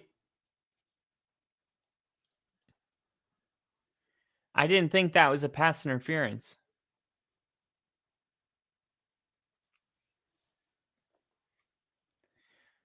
Let's see. Josh Allen might just run it in himself here. And they're going to run. And they're going to say it was down short.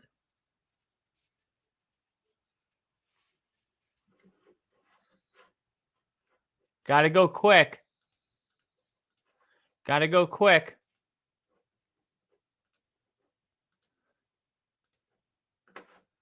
No time. Oh, Buffalo had to burn a timeout. I would not have burned a timeout there.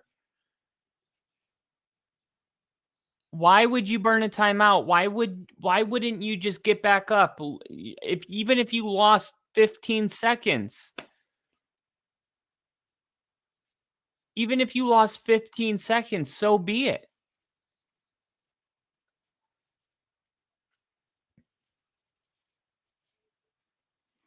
And Josh Allen gets the touchdown this time. Josh Allen. Wow.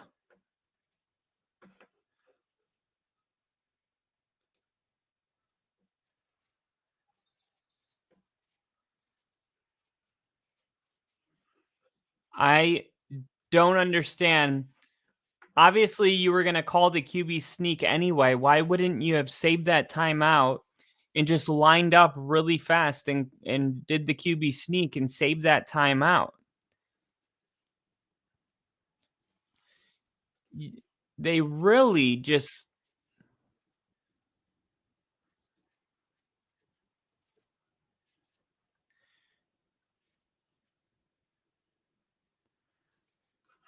I don't understand that timeout. You would rather have 40 seconds and 3 timeouts than 55 seconds and 2.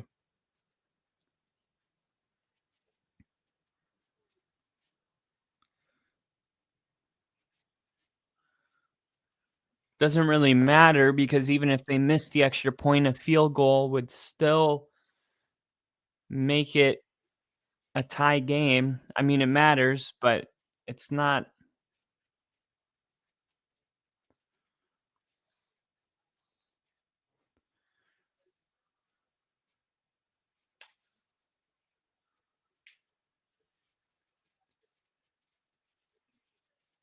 All right, 48-yard extra point. And it's money. Geez, that would have been good from 60. All right, well, they have a minute now and 2 timeouts, so we'll see how they want to play this. You got the onside kick.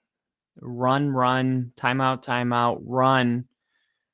45 seconds. You're looking at a punt, and that's it. The punt would probably be the last play of the game.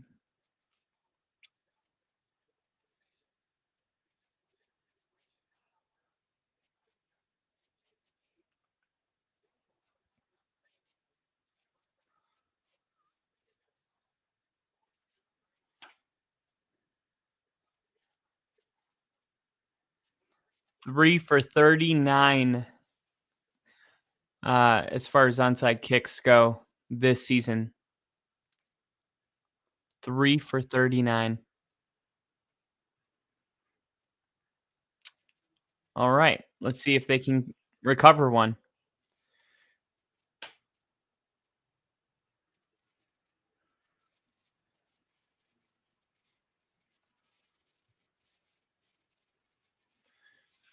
Of course, you have to declare an onside kick now.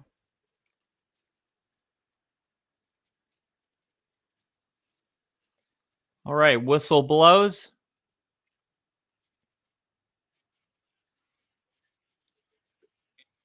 And recovered by the Rams.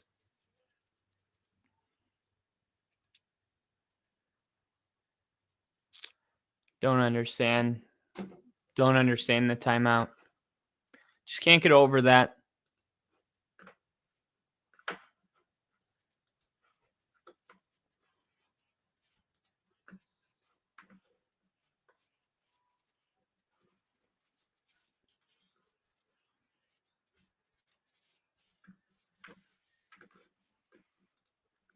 All right. Gonna hand it off here. And took a big hit. Took a really big hit there.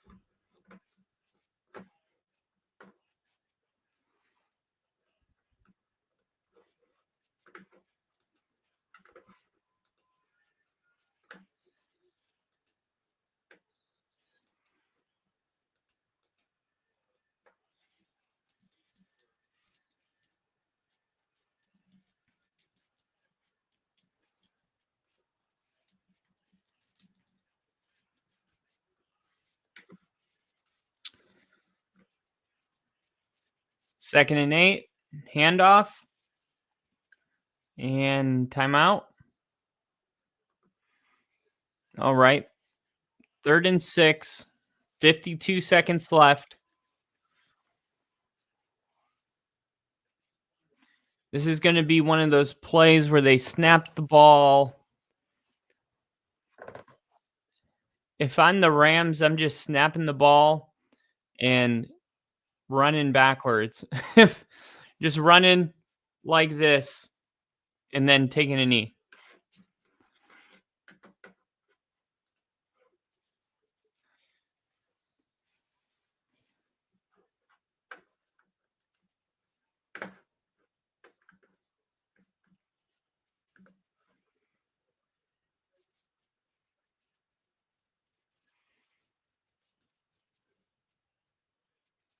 Oh, Williams cuts it right up.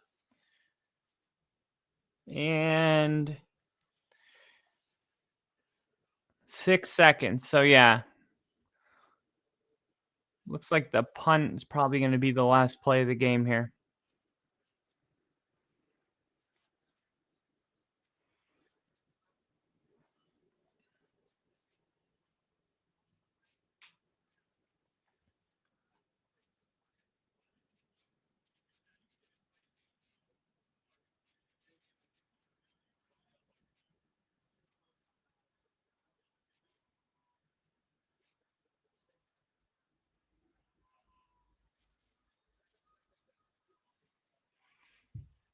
All right. So the Rams took a delay of game just to get the clock down to 6.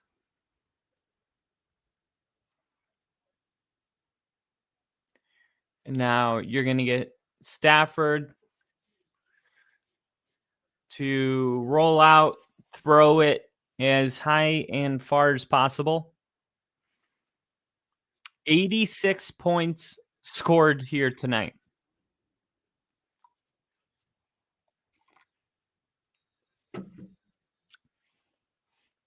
And now the Rams call timeout.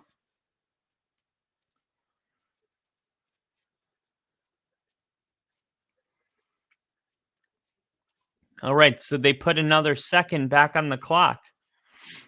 All right, 7 seconds. That might change things here. 6 seconds You throw the ball 7 seconds, you send the punting team out, and that's what the Rams are doing.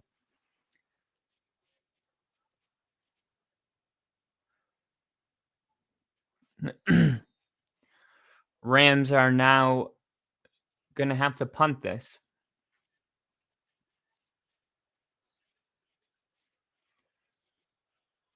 Ball is off. 4, 3, 2, and the game will end on a punt, just like I thought. That's game. It was a good one, though. The Rams have completed the upset against the Buffalo Bills, improved to 7-6, and the Bills now fall to 10-3. Bills will be all cheering for the Chargers tonight to knock off the Chiefs and try to limit the damage that this does in their hopes to getting that number 1 seed in the AFC. But a hell of a game. Chiefs and Chargers coming up here pretty soon. But I wanted to thank everybody that was on here, joining Rick and then joining me as well after hopping on. Josh Allen, hell of a game. He's going to go into the fantasy books with 51.8 points, 6 total touchdowns, 3 rushing, 3 passing, 342 yards, almost 100 yards rushing. Just an incredible performance by Josh Allen, but not enough to get the job done here today. And you got to give credit where it's due. The Rams offensively played a very good game. Stafford, Puka Nacua was amazing as well. I think Nacua had 2 touchdowns, if I'm not mistaken.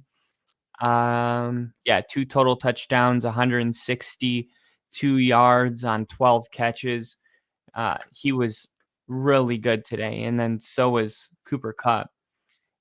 Cooper Kupp was having himself a day as well. But let's see, Cooper Kupp. Trying to see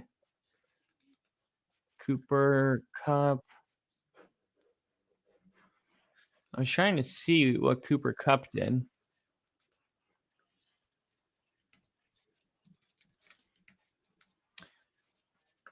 Cooper Kupp.